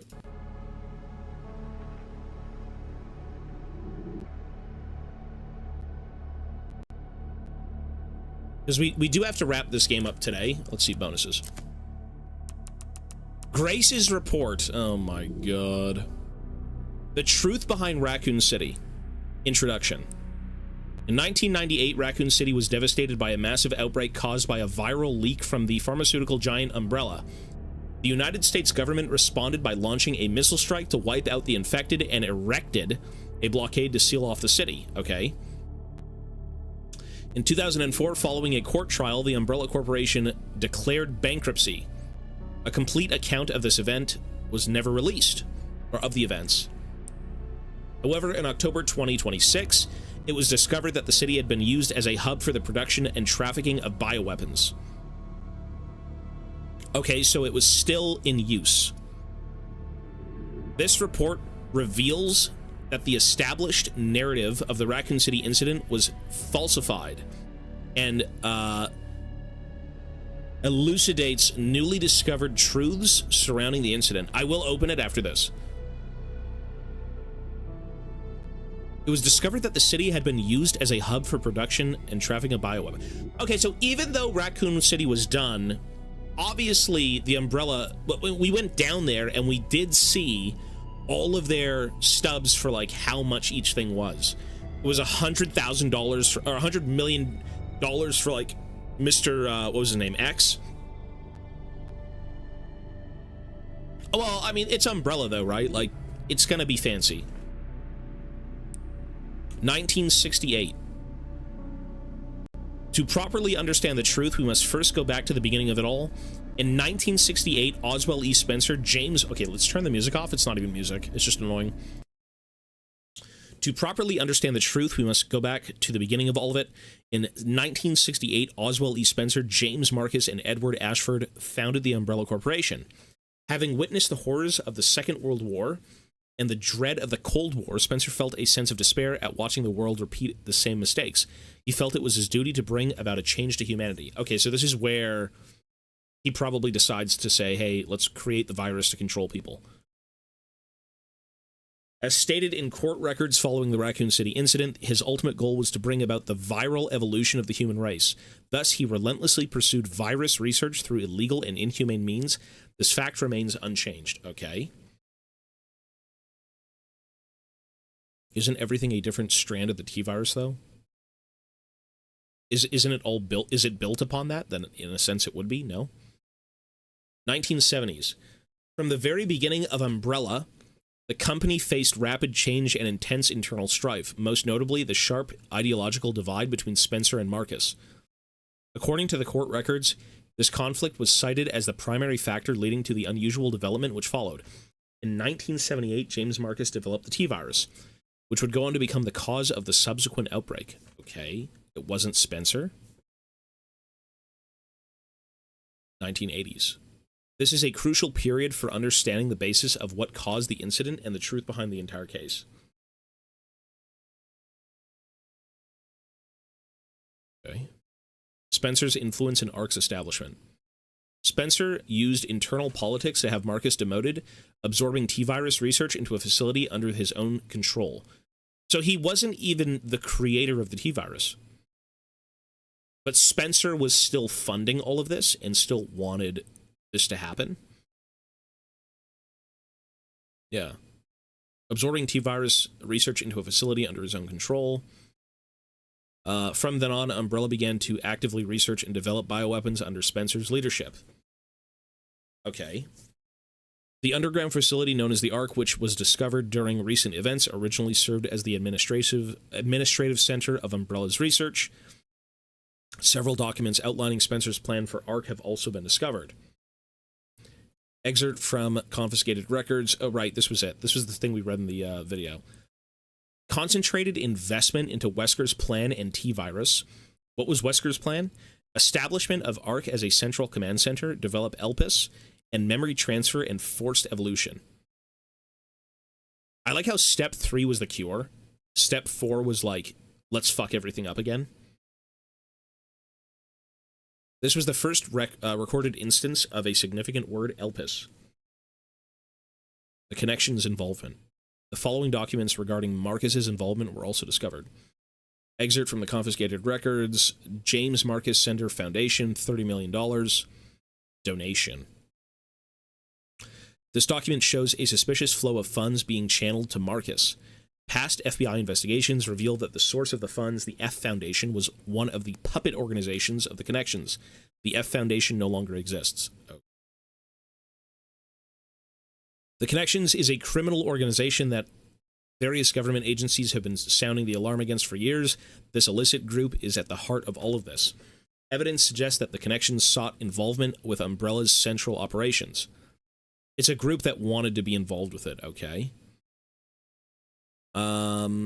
Additional documents belonging to the protege of Marcus, Brandon Bailey, have been uncovered. Excerpt from the confiscated records, telegraph log. Sender Brandon Bailey, F Foundation. Preparations are complete. I think it's time they made contact with me directly, don't you? I await a response. This indicates that Bailey took over correspondence with the Connections succeeding Marcus. Bailey was rumored to be the founder of the Connections, but he may have only been a small cog in the larger machine. We now believe the Connections has a deep root in the criminal underworld since before the 1980s. Much about the Connections remains unknown. So this is like a legitimate bad organization, but like, was Umbrella a bad organization at first? Was that what that was? Spencer's Purge. In order for Spencer to obtain complete control over Umbrella, he used forced to deal with any internal opposition and influential adversaries. A list of these individuals, seemingly prepared by an associate of Spencer's, was recently discovered. Excerpt from confiscated records, reevaluation list. Following the CEO's reevaluation protocol, measures will be taken against these individuals. Cheryl Moore, Michael Kramer, and James Marcus omitted. Okay, 1990s.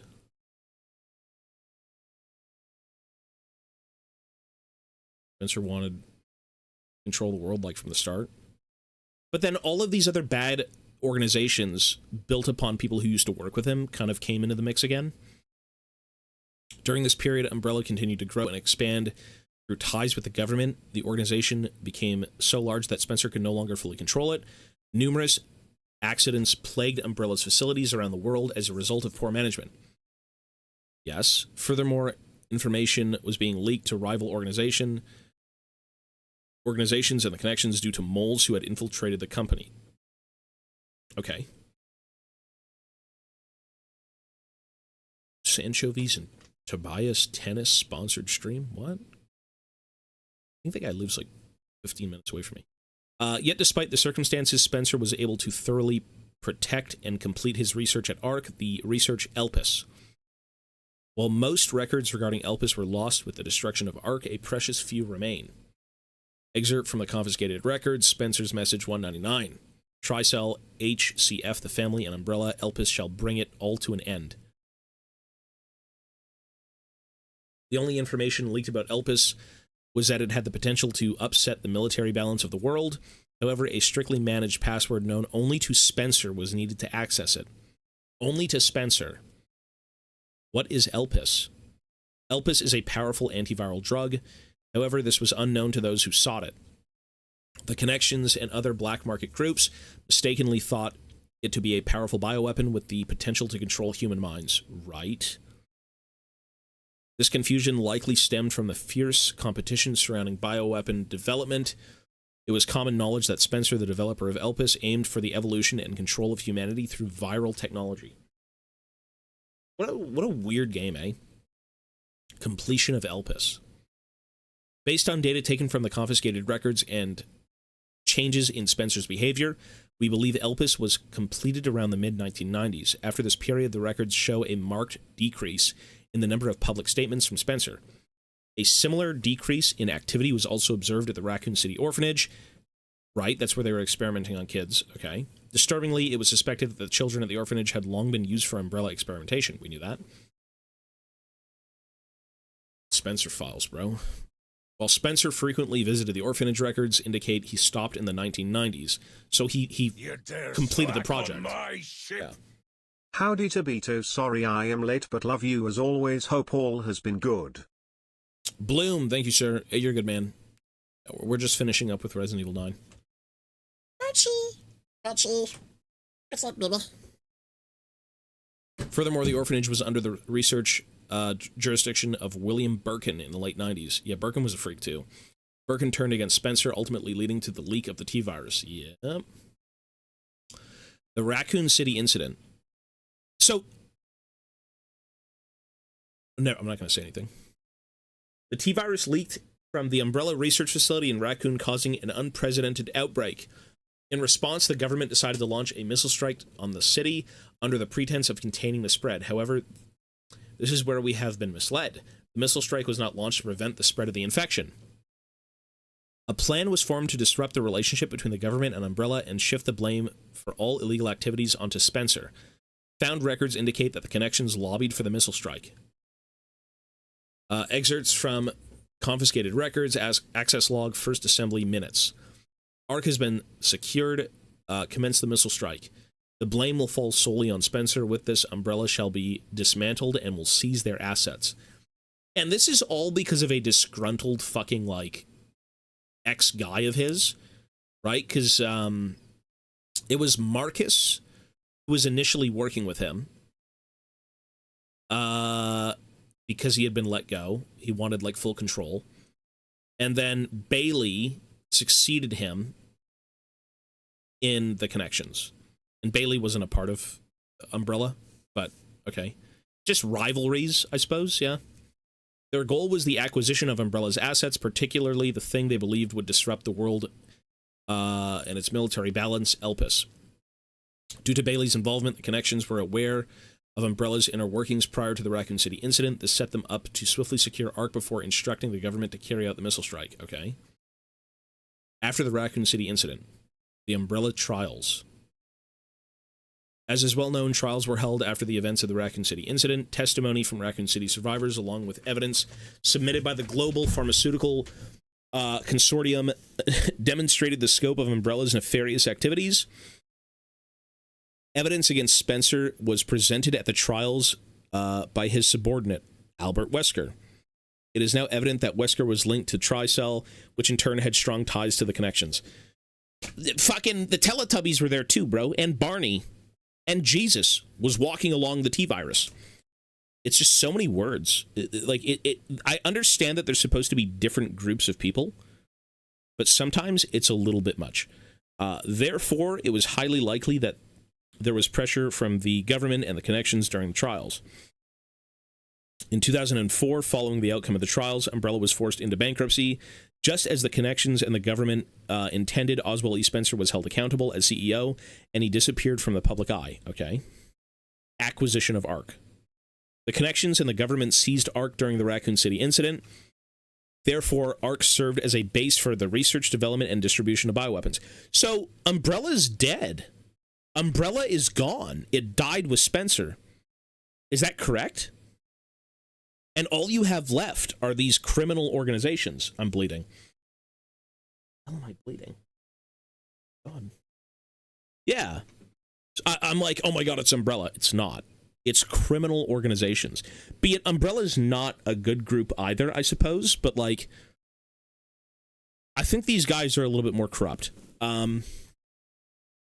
Documents believed to be transaction lists have also been seized. These list Umbrella's competitors along with organizations that were previously found guilty of illegal activity. Unfortunately, most evidence was lost with the collapse of ARC. Recovery efforts continue, but success is unlikely. Proliferation of bioterrorism. Following the Raccoon City incident, weaponized viruses developed by Umbrella were leaked. Subsequently, instances of bioterrorism utilizing this technology spread around the globe. Leon literally says to Gideon, he is like the last Umbrella corpse to bury. I guess so. Yeah, true. They're all gone. Yeah. I'm in the Elpis room. That's why it's yellow. I'm even yellow right now. Look, my shirt's made of piss. In 2013, President Adam Benford was assassinated in a bioterrorist attack. Intelligence agencies report that the president wished to reveal the truth behind Raccoon City. It is possible that President Benford was privy to the facts revealed in this report, and then he was killed, right? No? Spencer's final years. Remaining records about Spencer after his dissolution of Umbrella was scarce, or are scarce, but a new source of information has recently come to light. An interview conducted by Alyssa Ashcroft, right, we saw this in the game. Despite being responsible for countless atrocities, Spencer showed some signs of remorse in this interview. He's free! He's a good man! Fucking doomed the world. I didn't mean it. He's free. Having lost everything, he sought atonement. While Elpis is a powerful instrument that can render viral weapons inert, it also has the potential as a, oh my God, not this word again, panacea, to be used for good. That word came up in a different game. I forgot what it was. Panacea. It's possible that Spencer's true motivations behind Elpis were peace and redemption. It doesn't work that way, but thank you.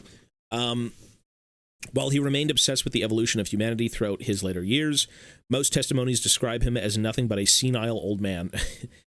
Okay, I hope we're all described that way as well. Spencer died in 2006 at his secluded estate. His true intentions behind developing Elpis will forever remain unknown. Conclusion. As we can see from the records, the Umbrella Corporation's liquidation was intentionally orchestrated by the Connections and the U.S. government. Yes. Furthermore, they were involved in the illegal development and trafficking of bioweapons in Raccoon City. The extent to which past and present governments were involved requires further investigation. Much about the Connections remains shrouded in mystery, and most of their records of their involvement were destroyed alongside the Ark. Countless lives have been lost. As government officials, we have a duty to pursue the truth. If anything, finding it will finally offer some closure to everyone who fell victim to those heinous actions. FBI intelligence analyst Grace Ashcroft. Well, that actually, panacea. It's panacea, yeah. I didn't know Umbrella was completely gone. That kind of flew over me. And so it was the connections and the government that kind of swooped in. And that was all because of a disgruntled fucking ex-Umbrella employee. Well, that's a great little thing, I suppose. That's cool. I guess, you know what? I think I'm pretty content with this game. In terms of what we learned today, and I think we've been here for about 2 hours, roughly 2 hours. I say we learned a lot. Like, with the story, with what was going on. I don't think it was too hard to understand, but there's a lot of, like, bullshit. There's a lot of, like, Resident Evil bullshit. Like a story inside of a story. Which is fine. What is special content? Oh, skins. Concept art. Well, I'll say this then. I do want to see Victor Gideon, 100 CP. Ooh. What's with his golden teeth? Yeah, he looks like a villain. I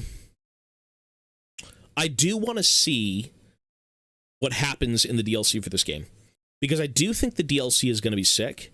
And I do think the DLC is needed to kind of round out whatever it is we just played. Right? And you know what I kind of... I remember seeing this thing in, like, the trailer for the game. And I thought she was going to be a big deal. And it turns out she's just not. You know what I mean?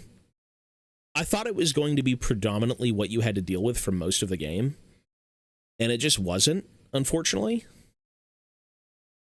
Chunk. Yeah, Emily mutated. Oh, this thing was so gross. This thing was fucking nasty. I actually felt bad for her. That thing was disgusting.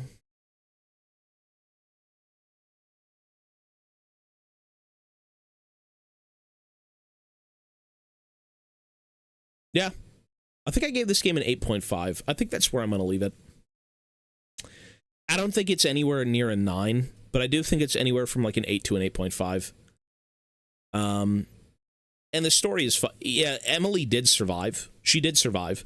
And she got adopted by Grace, who felt responsible for her because they thought she was her.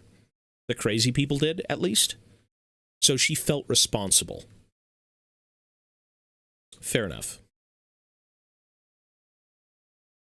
That we don't know. I don't even know how she came back to reality. Here's the weird thing. If you're infected with a virus, how does your body go back to itself? Is it something that expands from your skin, or do you become it? Is the question. It did for Emily. That's what I'm saying. It's weird that they'd put that in the game. It's a little bit weird. Because I thought she mutated into it. A child named Emily. Yeah, I thought she mutated into the creature. To me, that just looks like Grace. I guess that was a bit of a cop-out, but yeah. Because there's the scene right there where she's not a freak. She's just, like, inside the creature. That's disturbing, I gotta say. That's fucking nasty looking. That was probably the most grotesque thing in this game. Knowing that that turned into a child, or, like, vice versa. You can even see her little child arm on the left. That's pretty fucked up. It does look like the baby, though, from, like, 8.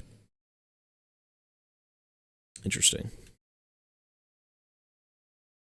Where was the one we had looked at before? I think it was models. It was supposed to be the commander. This is not Hunk. I like how the guy said it was probably not Hunk. There's no way. This is Hunk. You don't just get rid of Hunk. Come on, same gas mask, same everything. Same voice actor. Yeah. The girl. Oh my god, fucking nasty, brother. Well, no helmet, but that's fine. I mean, that is... Don't get pink eye, bro. This is what happens when you get pink eye. Fucking grotesque. Ew. Zombie doctors. Zombie chef. Zombie singers. Chunk.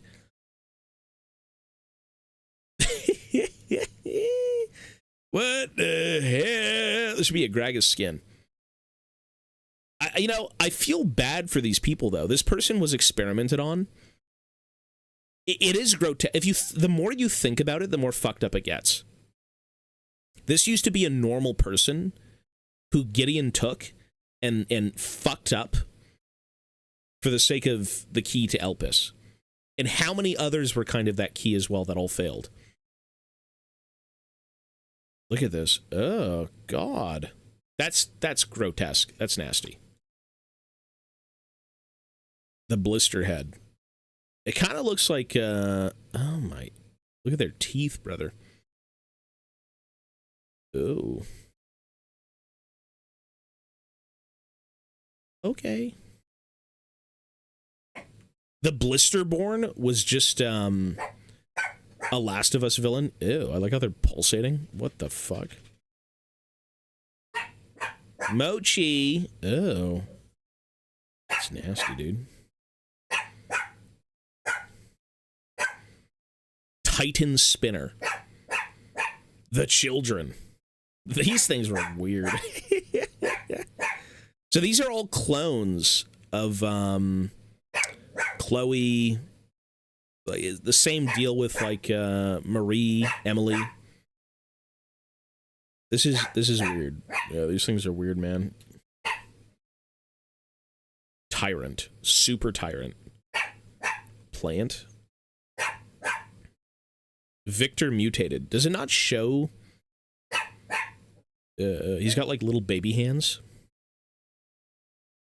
The kids weren't that scary. I didn't think they were that bad. Is that a Gucci belt? Kind of looks like the Ouroboros thing where it like eats itself. This guy had drip though. I mean, he's got like a weird snakeskin looking like coat. You're an imitation. They gave him golden teeth. Mochi. Norman Cole. He's a big deal. Look at him, Norman Cole. He's the cop that you see at the very beginning. Oh. Mochi. Leon Wheels. Oh, I thought it was him in a wheelchair, him getting old. Xeno was so weird, man. This is... What a bozo nobody character. Am I wrong? Why would you even make this? Well, I guess you'd make him for the sake of lore. Right? The connections cloning Wesker. This is 100% Wesker's clone. Yeah. And they sent him in to just... Mochi! I'm gonna squish you! I'm gonna turn you into gum! You're gonna get squished! It's okay, little buddy. No. That's bad, Mochi. You say you're gonna turn him into gum. You chew him. He didn't like that, see? He's just staring at me. He says, why would you do that? Look at this. Yeah, this guy really wasn't anything, to be honest. This guy actually didn't do anything. But, you know, again, he's there for lore. That's the idea. He's there for the story, and I thought you'd probably want to fight him to a degree. You don't even get to do anything with him. Yeah. Emily, Victor Gideon, Sherry Birkin. The Hooded Man. I even thought you'd do something against these guys, to be honest. At the very beginning of the game, when these guys kind of show up, I'm like, oh my god, is it a cult? It is indeed not a cult. It's a guy sent to get Grace.